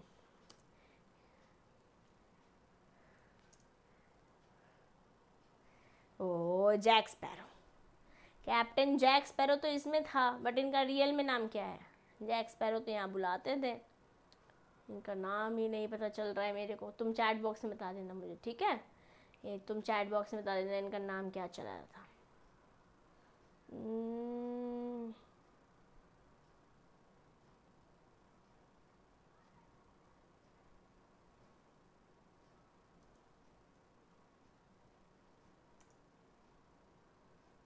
Johnny Depp, हाँ this is Johnny Depp, Jack Sparrow. आइए गाइस, आइए आगे बढ़ लेते हैं। बायलैटरल मिस्टेक ऑफ फैक्ट मतलब दोनों साइड से गलती हो रही है। लॉ की मिस्टेक नहीं है, फैक्ट की मिस्टेक है। अब इनके बीच में आपको डिफरेंस नहीं है, अभी समझ में आ रहा होगा, बट आज के सेशन के बाद आ जाएगा। अग्रीमेंट ऑफ विच कंसिडरेशन और object is unlawful in part and the illegal part can be separated from the legal part. क्या है? कोई ऐसी ट्रांजैक्शन हो रही है जहाँ पे कुछ पार्ट तो लीगल है, कुछ पार्ट इलीगल है। तो अगर लीगल पार्ट को इलीगल पार्ट से अलग किया जा सकता है तो उसे हम एनफोर्स करा लेंगे, जहाँ अलग ही नहीं किया जा सकता उसे एनफोर्स नहीं करा पाएंगे। अब इस केस में बात हो रही है जहाँ इलीगल पार्ट को लीगल पार्ट से अलग किया जा सकता है। ये कौन है? हमारी आर्या। सारी सीरीज देखी हुई है आपकी मैम ने, ठीक है? ये आर्या है और जो भी भैया हैं ये, ठीक है? कभी कभी मैं नाम भूल जाती हूँ, बट मुझे कहानी याद रहती है कभी कभी। हाँ ओके, अब क्या बात कर रही थी मैं कि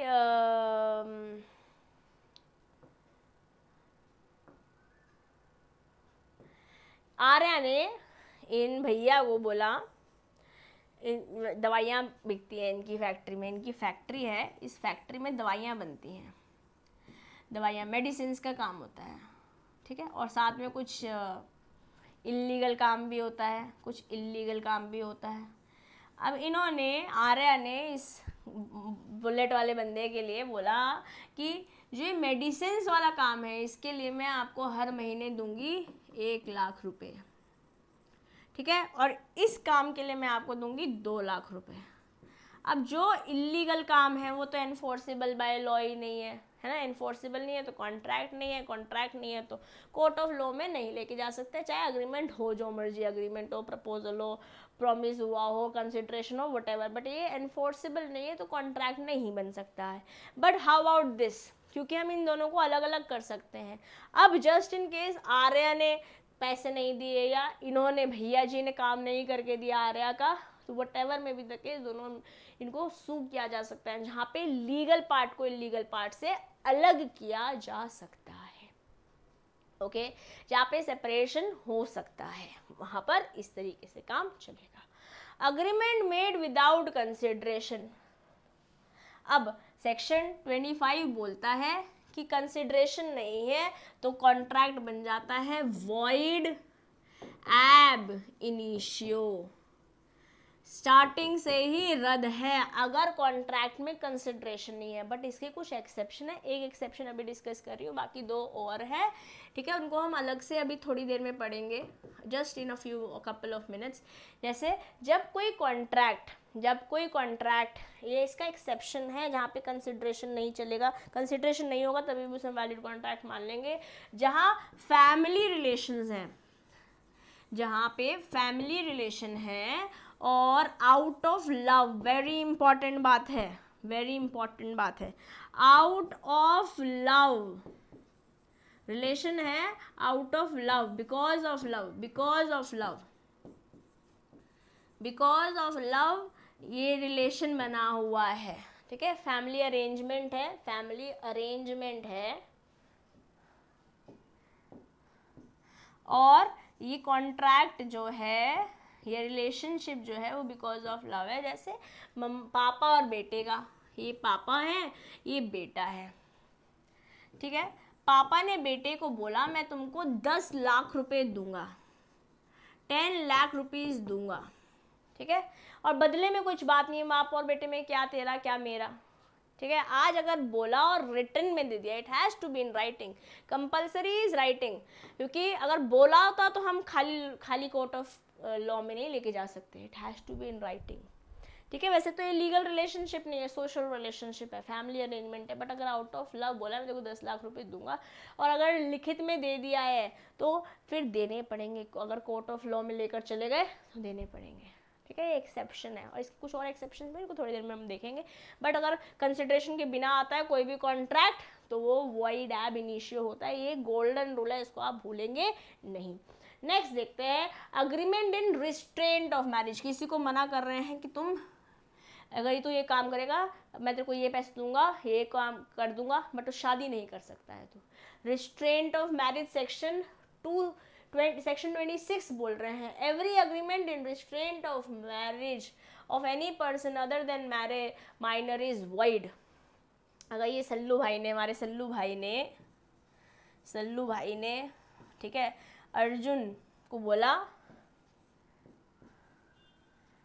क्या बोला कि मलाइका से शादी मत कर, मलाइका से शादी मत कर, तो मैं तेरे को 10 करोड़ रुपए दूंगा, 100 करोड़ रुपए दूंगा, ठीक है। शादी से रोकने के लिए कोई कॉन्ट्रैक्ट बन रहा है तो वो वॉइड है, it is void guys, it can not B enforced, it's an agreement which is void, ठीक है।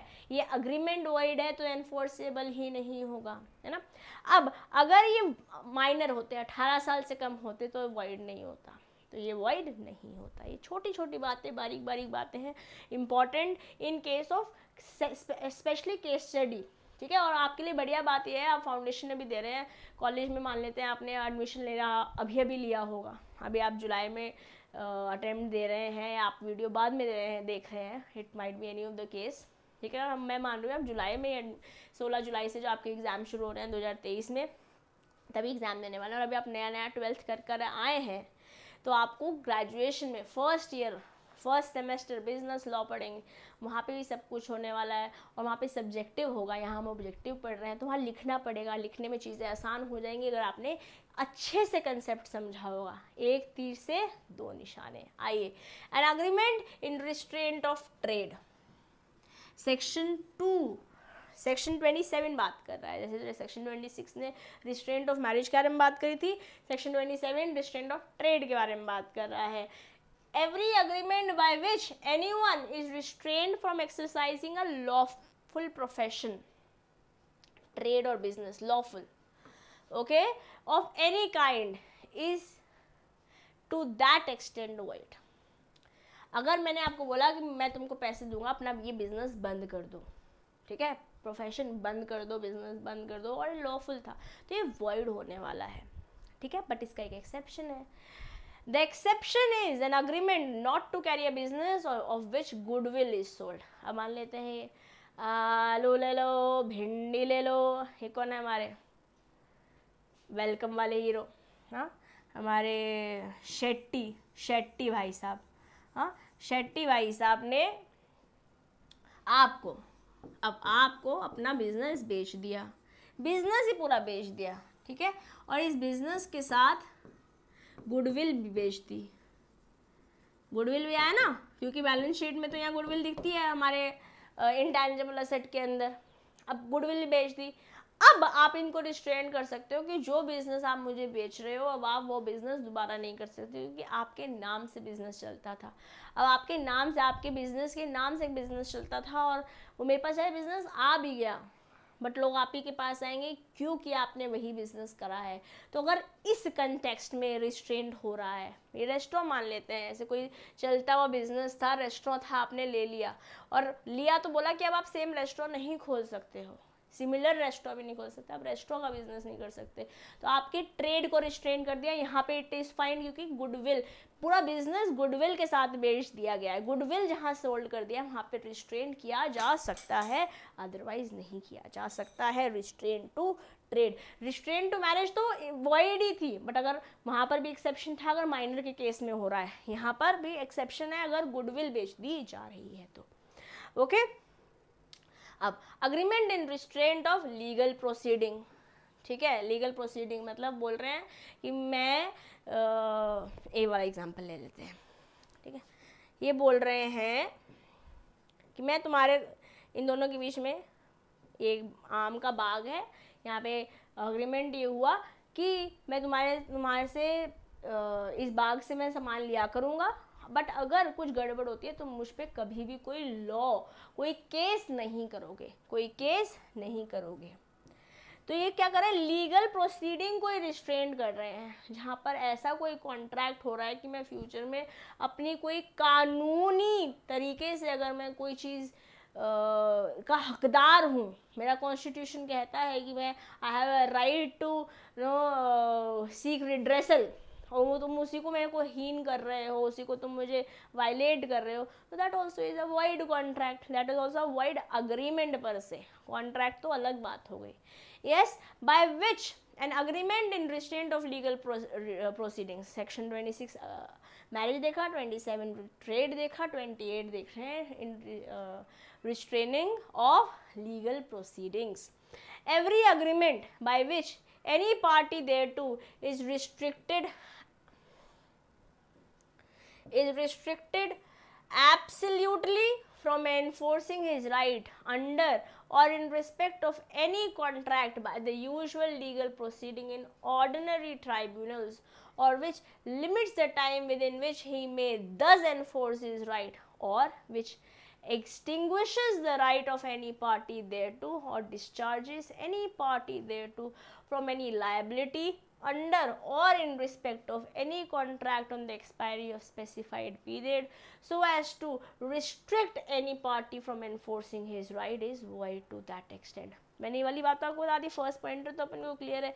सेकंड पॉइंटर ये बोल रहा है कि अगर ऐसे भी हो सकता है कि कोई ये बंदा बोले कि इस समय तक मैं काम करूँगा, इसके बाद भी अगर कुछ होता है तो आप मेरे पे कोई केस नहीं कर सकते हैं, ठीक है। बेसिकली अल्टीमेटली क्या बोल रहे हैं, राइट को एक्सटिंग्विश कर रहे हैं, बोल रहे हैं कि आप मेरे पे जो केस कर सकते थे वो राइट आपको त्यागनी पड़ेगी, तभी मैं अपने बाग का, आम के बाग का ठेका आपको देने वाला हूँ, ठीक है, जिससे वो अपनी लाइबिलिटी को ही, मतलब जो ये अपनी लाइबिलिटी है, मान लेते हैं ये बंदा जो है अपनी लाइबिलिटी एक तरीके से हटा रहा है ना, कि अगर मैंने फ्यूचर में कुछ गड़बड़ करी तो मेरे पे केस नहीं करेगा, तो ये लाइबिलिटी नहीं हटाई जा सकती। अगर ऐसा कोई अग्रीमेंट हो रहा है, that agreement is void, that agreement is void, my dear students. Moving forward, the agreements, the meaning of which is uncertain, section 29 बोल रहा है। अब हमारे मोटा भाई जो है मुकेश अंबानी जी एक अग्रीमेंट में आए हैं हमारे आमिर खान जी के साथ कि वो कोई ऑयल का ट्रांजैक्शन करने वाले हैं, ये बेचने को तैयार है, ये खरीदने को तैयार है, बट कौन सा ऑयल है, वो नशों वाला ऑयल है, हाँ, पेट्रोल है, केरोसिन है, एडिबल ऑयल है, रिलायंस के मार्ट पे बिकने वाला ऑयल है कि रिलायंस के पेट्रोल पंप पे बिकने वाला ऑयल है, कौन सा है बताएंगे नहीं जब तक सर्टेन नहीं होगा, that is incapable of performance. जहाँ सर्टेन नहीं है, एब्सोल्यूट नहीं है, वो अग्रीमेंट void once again है, ओके।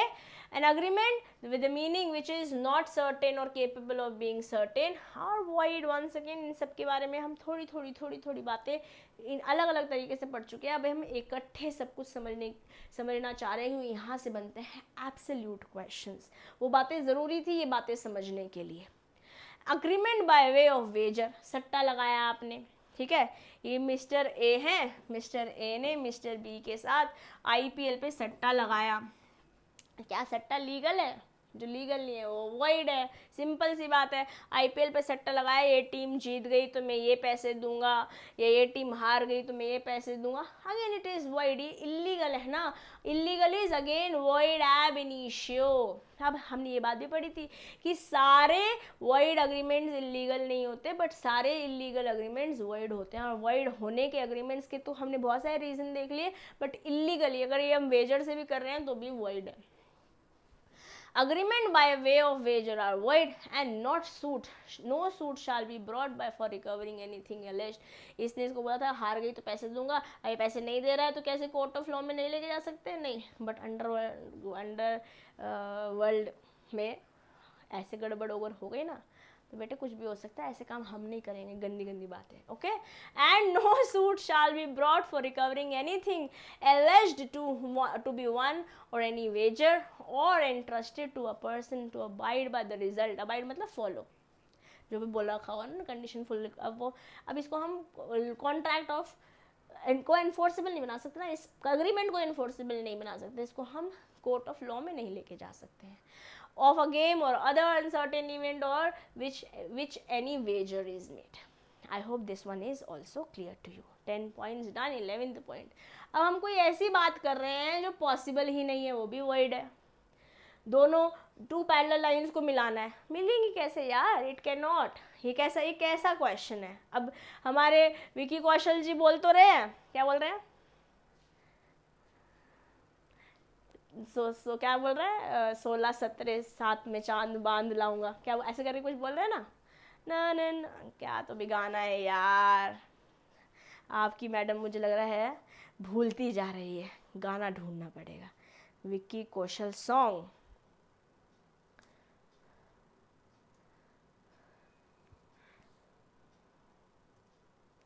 चांद तारे 16-17।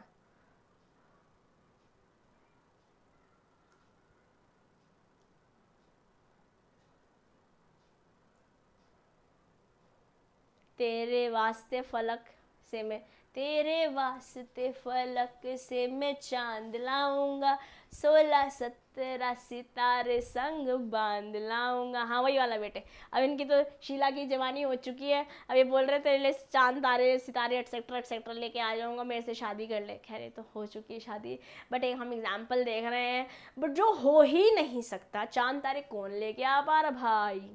पैकिंग करके वो भी 16-17 नहीं ला सकते। It is wide. जो चीज़ इम्पॉसिबल है करना वो वाइड है under section 56 of Indian contract act 1872। According to section 56, an agreement to do any impossible event is void. Impossibility may be at the time of entering into a contract or subsequent to the formation of the contract, but before the performance of the contract, it is void. Okay, like we talked about wide contract, हमने चाय वाली बात करी थी ना, चाय की टपरी वाली बात, वो वाइड कॉन्ट्रैक्ट थी। बट यहाँ पर बोल रहे हैं एनी टाइम बिफोर परफॉर्मेंस, अगर कोई चीज़ पॉसिबल ही नहीं है वो भी वाइड होती है। In case of reciprocal promise to do things legal and also other thing illegal, the second set of reciprocal promise is wide agreement. Reciprocal क्या होता है? मैं तेरे लिए ये करूँगा, तू मेरे लिए ये करेगा, मैं तेरे को आइसक्रीम को दूंगा, तू मुझे 20 रुपये देगा। This is reciprocal promise, right.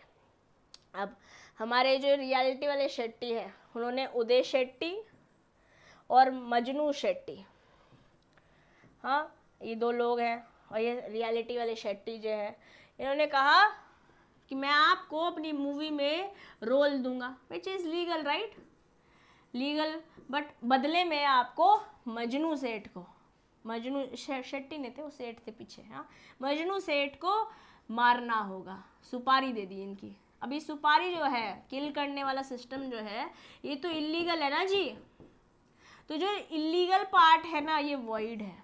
क्या है जी? वॉइड है। रेसिप्रोकल और इन जनरल तुम मेरे लिए ये करोगे और मैं तुम्हारे लिए ये करूँगा, ये पूरी कहानी ही किस पे बेस्ड है? मारने पे बेस्ड है ना। It is void, entire agreement is void. जहाँ पर कुछ पार्ट मैं तुम्हारे लिए लीगल काम करूँगा, तुम मेरे लिए इलीगल काम करा ना जी ना। nationality is void under section 57 of Indian contract act. और इसी के साथ हमारे सारे सारे प्रोविजन, सारे clauses of agreements are done. All I think we did 12 pointers. Yes, 12 pointers done. ठीक है, आई होप आपको मज़ा आया होगा। यहाँ से कैसे क्वेश्चंस बनेंगे, वो केस के फॉर्म में भी आ सकते हैं, डायरेक्ट भी आ सकते हैं, सेक्शन बेस्ड भी आ सकते हैं। हमने काफ़ी कुछ क्लास में आज पढ़ने की, याद रखने की कोशिश करी है। अगर आपको मज़ा आ रहा है तो थम्स अप ज़रूर दबा दीजिएगा और कमेंट बॉक्स में अपना प्यार मुझे देते रहिएगा, ताकि मुझे मोटिवेशन मिले बाकी के चैप्टर्स बनाने की भी बिफोर योर एग्ज़ाम, है ना। आइए कंसिडरेशन देखते हैं। कंसिडरेशन क्या होता है? Something in return. हमारे मिस्टर बेन है जो, ओके, मिस्टर बीन है जो, मिस्टर बीन जो है ये लेकर आए टेडी बेयर की शॉप से, टेडी बेयर लेकर आए अपने लिए, उसके लिए साथ में कुछ दिया होगा ना, पैसे दिए होंगे, कंसिडरेशन है। जहाँ पे कंसिडरेशन नहीं दी, जहाँ कंसिडरेशन नहीं है, वो कॉन्ट्रैक्ट वॉइड एब इनिशियो है, वो कॉन्ट्रैक्ट ही नहीं है, वो कॉन्ट्रैक्ट ही नहीं है। बट सेक्शन 25 अभी थोड़ी देर पहले ही पढ़ा था हमने, है ना। Consideration mean something in return. Section 2D इसके बारे में बात करता है। When someone promises to do और not to do something for somebody else, he also in turn need some reciprocal gesture from another party in return which in common parallels. मैं तुम्हारे को ये देना चाहता हूँ, तुम्हारे से लेना चाहता हूँ, दोनों पे हम अग्री करना चाहिए। मैं साड़ी तो बेचूंगा बट 10,000 में बेचूंगा और आप बोल रहे नहीं मैं तो 7,000 में खरीदूंगी, तो ये मीटिंग ऑफ माइंड नहीं हुआ ना, सेम पैरेलल्स में होना चाहिए। We mean consideration. It may be either some benefit conferred or on one party or some detriment suffered by another. It may be an act or abstinence or promise, कुछ भी हो सकता है। ठीक है, section 25 of Indian contract act provides an agreement made without consideration is void. Very important, ये section आपको याद रखना है। अब इसकी कुछ एक्सेप्शन में से एक exception out of love family arrangement वाला हम पढ़ चुके हैं। ठीक है, section 2D defines a consideration as when at the desire of the promisor, the promisee और any other person has done or abstained from doing or does or abstains from doing or promises to do or abstain from doing something, such act or abstinence of the promise is called as consideration of promise. Nothing new, हम इसके बारे में already बातें कर चुके हैं previously. Legal rules regarding consideration. Consideration must move at the desire of the promiser. promiser के desire में पे, जो प्रॉमिस कर रहा है उसके डिज़ायर पे कंसिडरेशन चलती है। जैसे 10,000 रुपये की साड़ी मैं बेचना चाह रही हूँ बट आप 7,000 में खरीदना चाह रहे हो, तो कंसिडरेशन मेरे अकॉर्डिंग होनी चाहिए। वो 1 रुपये भी हो सकती है और 10,000 भी हो सकती है। 1 लाख वाली गाड़ी मैं 1 रुपये में बेचना चाहती हूँ, मेरी मर्जी, बट वो जोर ज़बरदस्ती नहीं होनी चाहिए, फ्री कंसेंट होनी चाहिए। ठीक है, it must move at the desire of the promisor. Any act or abstinence at the desire of the third party is not consideration. Let's say for example, ये हमारे हैं पीटर जी और ये हमारे जॉन जी। ठीक है, on his way he sees that his neighbor John, Peter को रास्ते में दिखाई दिया उसका नेबर है जॉन, उसकी नेबर का जो घर है वो आग पकड़ लिया है। He immediately arranges for water hose and manages to douse the fire. Peter cannot claim any reward for his efforts because it was voluntary. अपनी मर्जी से कर रहे थे ना जी। जब कोई चीज़ अपनी मर्जी से करी जाती है, ठीक है, तो उसके अगेंस्ट पैसे नहीं मांगे जा सकते। It is a good consideration but not 100% कि आपको पैसे देने ही पड़ेंगे। It is a good reason, consideration मिलनी चाहिए, घर बचा लिया तुम्हारा, बट इससे बाइंड नहीं हो जाते। अगर ये चाहे तो, जॉन चाहे तो पैसे दे सकते हैं, बट जॉन ने क्योंकि मदद मांगी नहीं थी पीटर से, it was done voluntarily by Peter, तो यहाँ पर कंसिडरेशन बनती नहीं है। It should move at the desire of promisor, ये बोलना चाह रहे हैं। अगर प्रोमिसर बोलेगा जिसके लिए आपने काम किया है, अगर उसके कहने पे काम हो रहा है तो कंसिडरेशन मिलेगी, नहीं तो नहीं मिलेगी। ओके, आई होप बहुत बढ़िया, बहुत प्यारा पॉइंटर है हमारे इंडियन कॉन्ट्रैक्ट एक्ट का। कंसिडरेशन सेक्शन 25 को डिटेल बताई हुई है, आपको समझ में आई होप आया होगा। नेक्स्ट इज कंसिडरेशन में move from the promisee or any other person. Consideration may be furnished even by strangers under Indian Contract Act. Stranger to contract, हाँ अभी हम इसकी थोड़ी सी और डिटेल पढ़ेंगे जैसे नेक्स्ट स्लाइड में. Consideration can be from any direction. Even a stranger to contract can offer consideration. Under the English law, consideration must move from promise and no one else. English law में हम, क्योंकि हमने Britain से लिया हुआ है law, है ना, मान लेते हैं ये ए, ये है बी और ये है सी. ए इफ प्रोमिजर है, ये प्रोमिजर है, ask promisee B to pay C a sum. इसी कोई जना है कुछ बिल दिया इन्होंने, प्रोमिजर ने, प्रोमिजर ए ने बी को बोला कि सी को ये पैसे कुछ देने, ये कुछ पैसे देने हैं as consideration for A's promise to B. That will be a good consideration. जबकि C is a stranger to a contract here.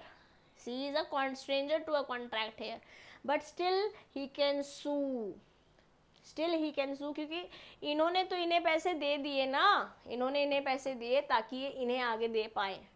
He is though stranger to contract between A and B, but still he can sue. He still has a right to sue. हम Indian law की बात कर रहे हैं, privity बोलते हैं इसे, ठीक है, प्रिविटी ऑफ कॉन्ट्रैक्ट.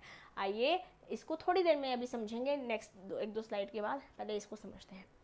कंसिडरेशन में must be of something of value. जैसे बोला 1 रुपये भी चलेगा. जैसे हमारे प्रोफेसर है, ठीक है, प्रोफेसर ने डेनवर को बोला, प्रोफेसर ने डेनवर को बोला कि मैं तुम्हें, या चलो तुम, डेनवर को बहुत भूख लगी है, हाँ, डेनवर से रिंग लेगा और वापसी इन रिटर्न देगा ये वड़ा पाव 20 रुपये का. 1 करोड़ की रिंग है, या मान लेते हैं 10 लाख की रिंग है, 10 लाख रुपीज़ की रिंग है, और इसके बदले 20 रुपये का वड़ा पाव मिलने वाला है. क्या ये गुड इनफ कंसिडरेशन है? हाँ, कंसिडरेशन की कोई वैल्यू नहीं हो सकती.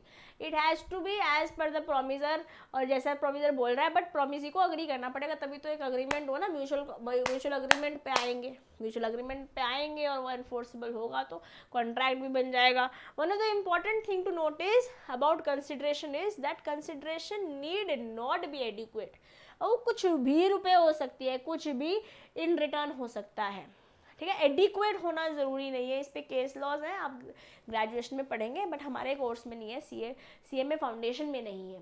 सो long as the consent of the party is free, inadequacy of consideration is immaterial. हो सकता है यहाँ से आपका एग्जाम में क्वेश्चन बन जाए, इम्पॉर्टेंट है गाइस. एडिक्वेट होना ज़रूरी नहीं है, इमटेरियल है. So long it is free consent होना चाहिए, क्वेश्चन या अनड्यू इन्फ्लुएंस या फ्रॉड एक्सेट्रा से नहीं हो रहा हो. However, inadequacy of consideration may be taken into account by the courts in determining the question whether the consent of party is free or not. अगर फ्री नहीं है और जोर ज़बरदस्ती कोई चीज़ सस्ते में ले ली है तो of course it is voidable at the option of 1. जो अग्रीव्ड पार्टी है, जिसके साथ गलत हुआ है दोस्तों. नेक्स्ट पढ़ते हैं. It may be an act, absistence or forbearance or a return promise. Promise is not to smoke is a negative act. नहीं करना है ना, not to smoke. Absistence हो गया है ना, it is absistence, नहीं करना है. Promise to not to refer the matter to the court, ये भी absistence हो गया, ये नहीं करना है.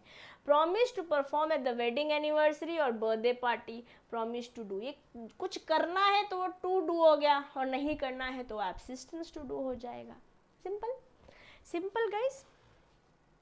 It may be past, present or future which the promiser is already not bound to do. जैसे हमने वो पीटर और जॉन वाला एग्जाम्पल लिया था. क्या बोलता पीटर और जॉन वाले एग्जाम्पल में कि कुछ चीज़ वॉलेंटरली करी है, ठीक है. रास्ते में पीटर था, जॉन इसका नेबर है, रास्ते में आग देखी घर पे, वॉलेंटरली किया, तो यहाँ पर नहीं मांगा, बट मान लेते हैं ये पुकार रहा था, जॉन बोल रहा था मुझे बचा लो, मेरा घर बचा लो, अब मेरे को बचा लो, ठीक है, इसके कहने पे किया था तो कंसिडरेशन मिलेगा। अब चाहे वो करने के बाद हो, पहले काम किया हो, बाद में कंसिडरेशन हो, तो पास्ट एक्टिविटी के लिए पैसे मिल सकते हैं, प्रेजेंट के लिए भी हो सकता है और फ्यूचर के लिए भी हो सकता है। अभी कुछ काम कर रहे हैं या फ्यूचर में कुछ काम करेंगे, कंसिडरेशन हो सकता है। इसके बारे में थोड़ा सा जस्ट कपल ऑफ स्लाइड देखने वाले हैं। According to Indian law consideration may be past, present और future, but under English law consideration may be present और future only. Past consideration is no consideration according to English law. Indian law के हिसाब से तीनों ही हो सकता है, past भी हो सकता है, प्रेजेंट भी हो सकता है, फ्यूचर भी हो सकता है, बट वॉलेंटरली नहीं होना चाहिए। वॉलेंटरली भी गुड है, अगर आप देना चाहता है जॉन पीटर को तो आप कुछ नहीं कहोगे, कोर्ट बोलेगा तुम्हारी मर्जी, देना चाहते हो दे दो, ठीक है, but it is at the option of one person. It must not be unlawful नहीं होना चाहिए। कोई चीज़ भी जो कंसिडरेशन है या जो ऑब्जेक्ट है अग्रीमेंट में वो लॉफुल है unless it is forbidden by law, law ने मना कर रखा है, or is of such a nature that it permitted, if permitted would defeat the provision of any of the law। Constitution को ही कुछ हीन कर रहा है, वायलेट कर रहा है, तो वो चीज़ भी लॉफुल नहीं है। इट्स फ्रॉडलेंट और इन्वॉल्व और इम्प्लाइज इंजरी टू पर्सन और प्रॉपर्टी ऑफ अनदर, जहाँ पे किसी के साथ कुछ गलत हो रहा हो या किसी की प्रॉपर्टी के साथ कुछ गलत हो रहा हो, और the court regards it's immoral और इम्पोज टू पब्लिक पॉलिसी, तो हम उसको अनलॉफुल मानेंगे, अदरवाइज सब लॉफुल ही है, ठीक है जी। किसी ने किसी का खून कर दिया, दैट इज अनलॉफुल, करेक्ट है कि नहीं है। अब types of consideration, past, present, future, तीनों ही हो सकती है। मैंने तीनों को आपको एग्जाम्पल दे दिया है। समथिंग होली डन और suffered before making the agreement, agreement नहीं हुआ था but at the will of promise चल रहा था। प्रेजेंट हो सकता है, इज बेसिकली जो अभी चल रहा है, which has been done in response to a positive response, it is also called executed consideration. Executory या future consideration is when consideration moves at a future date. Consideration depending on time can be in combination as below. Past, present, past, future, present, past, present, future, future, past, future, present, future, future. हाँ, ये कुछ tense जैसे लग रहा है ना अपन को, tense जैसे लग रहा है कि नहीं लग रहा है। No consideration, no contract. Section 25 ने बोला था contract without consideration is void ab initio. The general rule is, ये मैक्सिम है, ध्यान से सुनिएगा मेरी बात को, इट्स अ मैक्सिम, ठीक है। मतलब लॉ की भाषा में क्या बोलते हैं, no consideration, no contract, ex nudo pacto non oritur actio, that is an agreement made without consideration is void। कुछ टाइपिंग एरर नहीं हुई है, it is a maxim। Maxim क्या है, ex nudo pacto non oritur actio, that is an agreement made without consideration is void। For example, if A promises to pay B rupees 1000 without any obligation from B, this is a void agreement। क्योंकि यहाँ पे कुछ है ही नहीं, तो मैं तुम्हारे को 1000 रुपये दूंगी, क्यों दूंगी, क्यों, क्या रीज़न है, कुछ नहीं है तो कंसिडरेशन नहीं है, और कंसिडरेशन नहीं है तो कॉन्ट्रैक्ट नहीं है, वैलिड ही नहीं है, इट इज़ वॉइड, ये अग्रीमेंट ही वॉइड है। However, the act itself provides exception to this rule in section 25 itself. As per section 25, an agreement without consideration is not void in the following circumstances। जब कोई चीज़ natural love या affection से बन रखी हो, जैसे मैंने आपको एग्जाम्पल अभी फादर और बेटे का दिया था।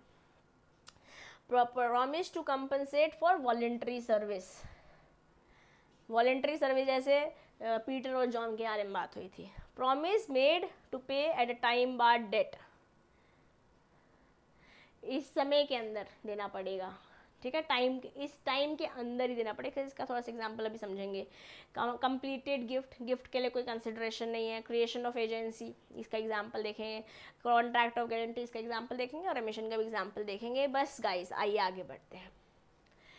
आउट ऑफ लव है, देखो राइटिंग में होना चाहिए, जैसे पापा और बेटे का था, बट लिखा हुआ होना चाहिए, रजिस्टर्ड होना चाहिए under the law, made on the account of natural love and affection. अब दो लोगों के बीच में लड़ाई है, हस्बैंड वाइफ है, और out of quarrel, out of लड़ाई कर रखा है, प्रॉमिस कि तू अलग घर में रह, मैं का रेंट दूंगा, एक समय तक दे रहा है, नहीं दिया उसके बाद तो क्या कोर्ट ऑफ लॉ में लेके जा सकते हैं? आप बोलोगे एक्सेप्शन, नहीं एक्सेप्शन नहीं है, फैमिली अरेंजमेंट तो है but out of natural love नहीं है ना, लड़ाई से है, सोशल रिलेशनशिप आ जाएगा, नॉट एनफोर्सेबल। ओके ध्यान से हर एक वर्ड को पढ़ेंगे। एक्चुअली एक ये केस है जो मैंने आपको बताया ना, वाइफ हस्बैंड के बीच में एक लड़ाई है, को आउट ऑफ क्वेरल बोल रखा, लग रहा है तू तेरे को रेंट के पैसे मैं अलग दूंगा। ये केस है राज लाखी देवी वर्सेस भूतनाथ। आप ग्रेजुएशन में पढ़ेंगे, अभी हमारे सिलेबस में नहीं है, CM में इंटर में भी पढ़ेंगे। It is between parties standing in near relation to each other. Normally these types of transfers are called gift. Generally इनको गिफ्ट ही बोलते हैं आउट ऑफ नेचुरल लव। ये वैलिड है, कंसिडरेशन ना होने के बाद भी वैलिड है। जैसे अजय देवगन ने अपनी बेटी को गाड़ी देने का प्रॉमिस दिया, but it has to be in writing, it has to be in writing. Stamp generally gift के तौर में जा रही है, कंसिडरेशन नहीं भी है तभी भी हम इसको वैलिड मान लेंगे। Promise to compensate for voluntary services. Voluntary service का एग्जाम्पल मैं आपको ऑलरेडी दे चुकी हूँ, जहाँ पर जो पीटर और जॉन के बीच में हुआ था, अपनी मर्जी से कर रहे थे, अपनी मर्जी से कर रहे थे, वो अपने आप नहीं भी अपने आप देना चाहेंगे तो दे सकते हैं, मांगा नहीं था, करने को बोला नहीं था मेरा घर बचा लेना, बट बचा लिया, मर्जी से देना चाहते हैं, कंसिडरेशन तो दे सकते हैं। ठीक है। Voluntary service means a service done without request. An agreement made without consideration is valid if it is a promise to compensate a person who has already voluntarily done something for the promiser. जैसे यहाँ पर Peter और John के case में John ने घर बचा लिया था, ये पीटर था, ये जॉन था, पीटर ने घर बचाया था जॉन का। अब जॉन अगर चाहे तो पैसे दे सकता है, क्योंकि इसके लिए पास्ट में कुछ काम कर दिया है इस बंदे ने, नहीं चाहे तो it is his wish. Okay, to apply this rule the following essentials must अपनी मर्जी से करना होना चाहिए।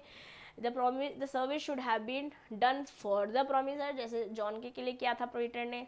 The promiser must have been in existence at the time when the service was done, मरा हुआ नहीं होना चाहिए या उस समय होना चाहिए। The intention of promiser must have been to compensate the promise and the service rendered must also be legal। illegal होगा तो illegal तो वैसे भी contract void ab initio ही हो जाता है। ओके जैसे आपने अगर बसकर बस्सी सुना है, अगर सुना है बसकर बस्सी, अमेज़न प्राइम पे है शायद, वो बोल रहा है कि मेरे को जॉब मिली और इतनी सैलरी थी, आई थिंक 35,000 रुपये, आई डोंट रिमेंबर एग्जैक्टली कितनी सैलरी थी। कोर्ट में केस लेके जाना था, फाइल जो है यहाँ छूट गई, अपनी मर्जी से ऑटो वाला आया पीछे, बहुत दूर से वापस आया फाइल देने के लिए कोर्ट के बाहर, तो ये अपनी मर्जी से वॉलेंटरी एक्शन था, अभी चाहे तो कुछ पैसे दे सकता है।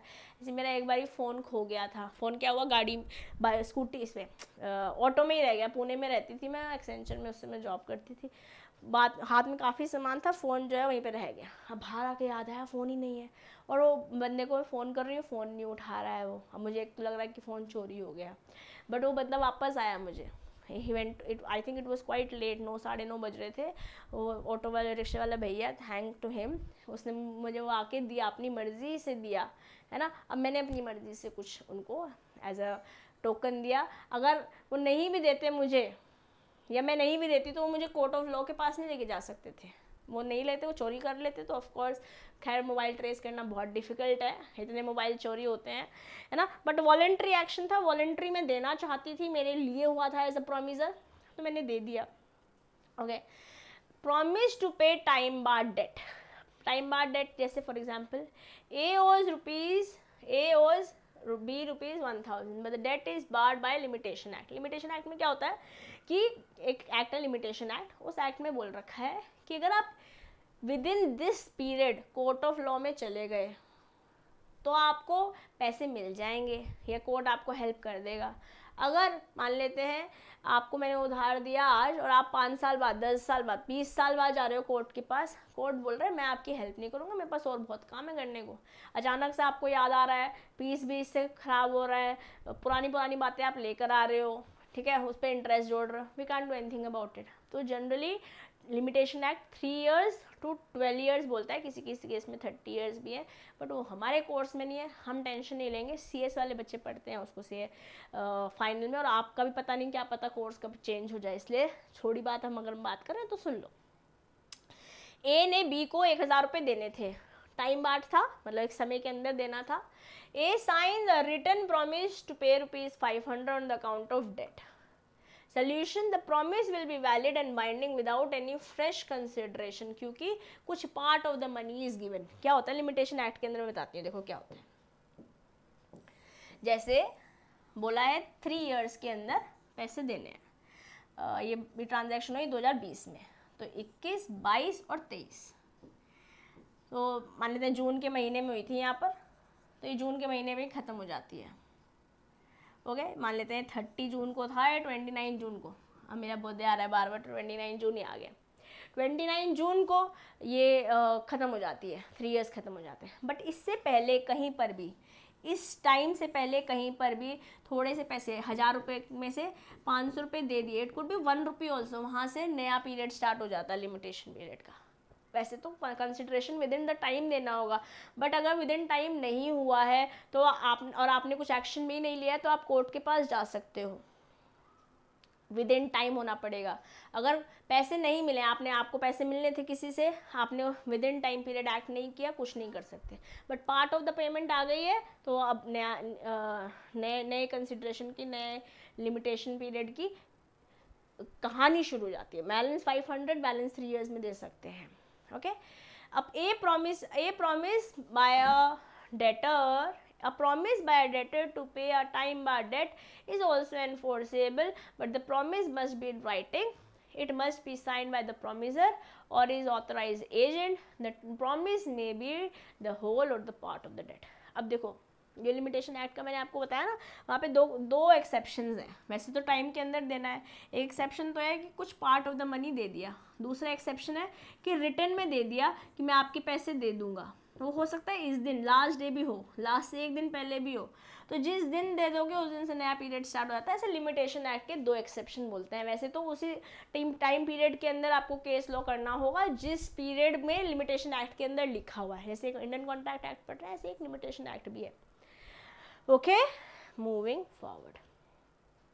जैसे जैक ओज, ये जैक है, ये जिल है, ये जैक है और ये है जिल।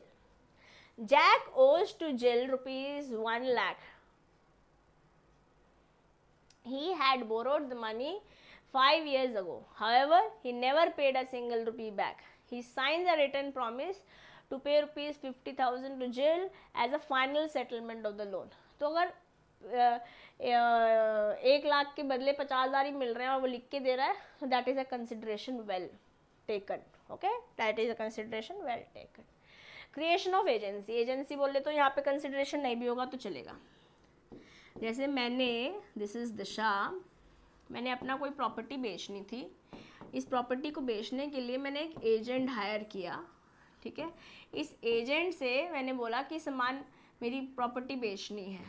अब काम होगा तो पैसे मिलेंगे, काम ही नहीं होगा तो ये काम कर रहा है, मतलब मेरी प्रॉपर्टी बिक जाएगी, सोल्ड हो जाएगी तो पैसे मिल जाएंगे, ठीक है। कॉन्ट्रैक्ट ऑफ एजेंसी में इसकी डिटेलिंग पढ़ेंगे, हमारे कोर्स में है, पढ़ेंगे हम आने वाले सेशन में। बट इतनी बात हमें समझनी है कि एजेंसी में अगर कंसिडरेशन नहीं भी होगा तो भी चलेगा, तो भी चलेगा। हमने टाइम बार्ड डेट में भी देखा, कंसिडरेशन नहीं, पूरी कंसिडरेशन नहीं थी, पार्ट भी था, तो भी चल रहा था। हमने पीछे के 2 पॉइंटर्स देखे, आप वॉलेंट्री सर्विस से कर रहे थे या फैमिली अरेंजमेंट में आउट ऑफ लव कर रहे थे, तो कंसिडरेशन नहीं भी है तभी भी कॉन्ट्रैक्ट को हम वैलिड मान लेंगे। According to section 185 of Indian contract act, no consideration is necessary in creation of agency. Thus, when a person is appointed and is an agent, his appointment is valid even if there is no consideration. इन दोनों के बीच में principal agent relationship है, मेरे और मेरे agent के बीच में प्रिंसिपल एजेंट रिलेशनशिप है। काम तभी भी एजेंट करता रहेगा और इसको कोई कंसिडरेशन तब तक नहीं मिलेगी जब तक कि काम खत्म नहीं हो जाता है, ठीक है कि नहीं। कंप्लीटेड गिफ्ट दे रहे हैं तो वहाँ पे कंसिडरेशन नहीं चाहिए। A gave a watch as a gift to B on his birthday. Later on, A cannot demand the watch back on the ground. There was no consideration. मैंने तेरे को गिफ्ट दिया था ना, चल वापस दे दे. No, consideration नहीं होने के बाद भी चलेगा क्योंकि गिफ्ट दिया था. ठीक है. Gifts once made cannot be recovered on the ground of absence of consideration. Absence of consideration will not affect the validity of any gift already made. Thus, if a person gives certain properties as gift to another according to the provisions of Transfer of Property Act, एक TPA act होता है, ठीक है, he cannot subsequently demand the property back on the ground that there was no consideration. अब property दे दी है ना, जैसे पापा ने बेटे को दे दी, अब वापस नहीं मांग सकते, नो कंसिडरेशन था, कभी भी तभी भी नहीं दे सकते. टीपीए में था, राइटिंग में था, रजिस्टर हो रखा था. Contract of guarantee, contract of guarantee, no consideration is needed for a contract of guarantee. मतलब जैसे मान लेते हैं ए ने बी से सामान लिया, ठीक है, सामान ले रहे हैं, गुड्स एंड सर्विसेज ले रहे हैं. अब बोल रहे हैं मैं पैसे जो दूंगा ना लेटर दूंगा. तो बी ने बोला मैं ऐसे कैसे मान लूँ, कोई जना होना चाहिए मेरे को तेरी गारंटी दे. ठीक है, तो सी ने गारंटी दी, सी ने गारंटी दी कि अगर ए ने पैसे नहीं दिए तो मैं दूंगा पैसे, अगर ए ने पैसे नहीं दिए तो मैं दूंगा पैसे. तो क्या यहाँ कंसिडरेशन है? नहीं है, बट कॉन्ट्रैक्ट ऑफ गारंटी तभी भी चलेगा. ये कॉन्ट्रैक्ट ऑफ गारंटी हुआ, बी और सी के बीच में कॉन्ट्रैक्ट ऑफ गारंटी हुआ. Okay, remission means lesser performance of the contract that what it actually has to be performed. ऐसे कभी देखा है कि रात को सब्जियां सस्ती बिक रही है क्योंकि वैल्यू कम हो गई ना. अगर जो सुबह टमाटर 50 रुपये किलो मिल रहे थे, वो हो सकता है रात को जब वो बंद कर रहा है, क्या बोलता है वो, सुबह बोनी होता है, रात को क्या होता है, बढ़ा रहे हैं, दुकान बढ़ा रहे हैं, बढ़ाने पे सस्ता बेच रहे हैं. हमारा लास्ट का सामान है, मैं 30 रुपये किलो में आपको दे दूंगा, सस्ती वैल्यू पे दे रहे हैं. रेमिशन, रेमिट कर रहे हैं, कम वैल्यू पे दे रहे हैं, तो कंसिडरेशन कम भी होगी तो भी चलेगा, जैसे हमने टाइम बार्ड में देखा था. आई होप आपको ये सारी बातें समझ में आई होंगी. Remission means lesser performance of the contract then what it actually supposed to be perform. Remit कम में दे रहे हैं. ओके, अब स्ट्रेंजर टू कॉन्ट्रैक्ट या प्रिविटी ऑफ कॉन्ट्रैक्ट, इसमें हमने देखा ना कि सी वाला बंदा contract, he was not a party to the contract but he could still sue क्योंकि यहाँ पर पेमेंट आ रही थी. स्ट्रेंजर टू कॉन्ट्रैक्ट या doctrine of privities to contract, जैसे क्या है, मैन्युफैक्चरर ए सप्लाईज, ये मैन्युफैक्चरर है, supplies tyres to wholesaler B, ये होलसेलर है. Okay, on the condition that any retailer to whom B resupplied the tires should promise B not to sell them to the public below the manufacturing list that is given by A. B supplied tires to C upon this condition but nevertheless C sold them below the list price. अब इनके बीच में जो contract हुआ था वो इस पर लागू नहीं हो रहा है in the case that we are doing. ठीक है, तो stranger to contract is not liable to act according to the contract that happened between these two people. वहाँ पर जो हमने प्रीवियस एग्जाम्पल लिया था वहाँ पे क्या नाम है, एक लेनदारी खड़ी हुई थी सी की बिल्स ऑफ एक्सचेंज में. यहाँ पर जो ये बंदा है सी, जो रिटेलर है, वो आगे जितने का ही बेचे, वो इनके बीच में हुआ है ना contract. How is she liable?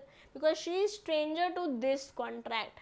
जो हमने पीछे एग्जाम्पल दिया था that was a different scenario. अभी हमने डॉक्ट्राइन ऑफ प्रिविटी समझा है, स्ट्रेंजर टू कॉन्ट्रैक्ट समझा है. ओके है जी. With this stranger to contract और doctrine privities of contract with an example is clear. Let's read it. The doctrine of privities of contract means that a contract is between the parties only and no third person can sue upon it. In me it means stranger to contract cannot sue. Very important. The Supreme Court of India recognized this rule in MC Chacko versus State Bank of Travakhor 1970 SCR 1658, it is settled law that a person not a party to contract cannot, subject to certain well recognized exceptions, enforce the terms of contract. Under English common law, only a person who is party to contract can sue upon. And India common law doctrine of privity of contract is applicable. In course of time the court have introduced a number of exceptions to role of privities of the contract, जिसका हमने एक exception पीछे देख लिया था bills of exchange वाला, जब payment ए ने बी को देनी थी और बोला था सी को दे देना, तो C was stranger to contract between A and B, but C तभी भी सू कर सकता था ना, बट डॉक्ट्राइन ऑफ प्रिविटी हमने समझ लिया है. इन जनरल बहुत सारे एक्सेप्शन इसके बन चुके हैं हमारे इंडियन कॉन्ट्रैक्ट एक्ट के अंदर. अगर कोई बच्चा लॉ करता है वहाँ पर इसको देखेगा. अब है इंडियन लॉ, इसको हम नेक्स्ट सेशन में देखेंगे, जहाँ पर हम जानेंगे बहुत सारी बातें इंडियन लॉ के अंतर्गत कि इंडियन लॉ पे क्या एप्लीकेबल होता है, एक्सेप्शंस क्या है इंडियन लॉ के, मिस्टेक, फ्रॉड, मिसरिप्रेजेंटेशन और मिस्टेक के भी काइंड्स, इनको देखकर समझेंगे, फिनिश करेंगे. और फिर लास्ट हमारे स्पेशल कॉन्ट्रैक्ट्स, क्वासी कॉन्ट्रैक्ट्स का टॉपिक रह जाएगा. नेक्स्ट 1-2 लेक्चर्स में हमें कंटेंट को फिनिश करेंगे. अभी के लिए बस इतना ही गाइस. अगर आपको मज़ा आया, समझ आया तो लाइक, सब्सक्राइब, शेयर ज़रूर कीजिएगा. आपसे नेक्स्ट सेशन मिलते हैं, जल्दी ही मिलते हैं. Okay, and will finish this Indian contract act. Lots of love, take care guys. Thank you so much. Have a wonderful day and all the best for your CMA Foundation exam. This is your friend and your teacher, CMA Disha Dua, signing off for today. Bye-bye.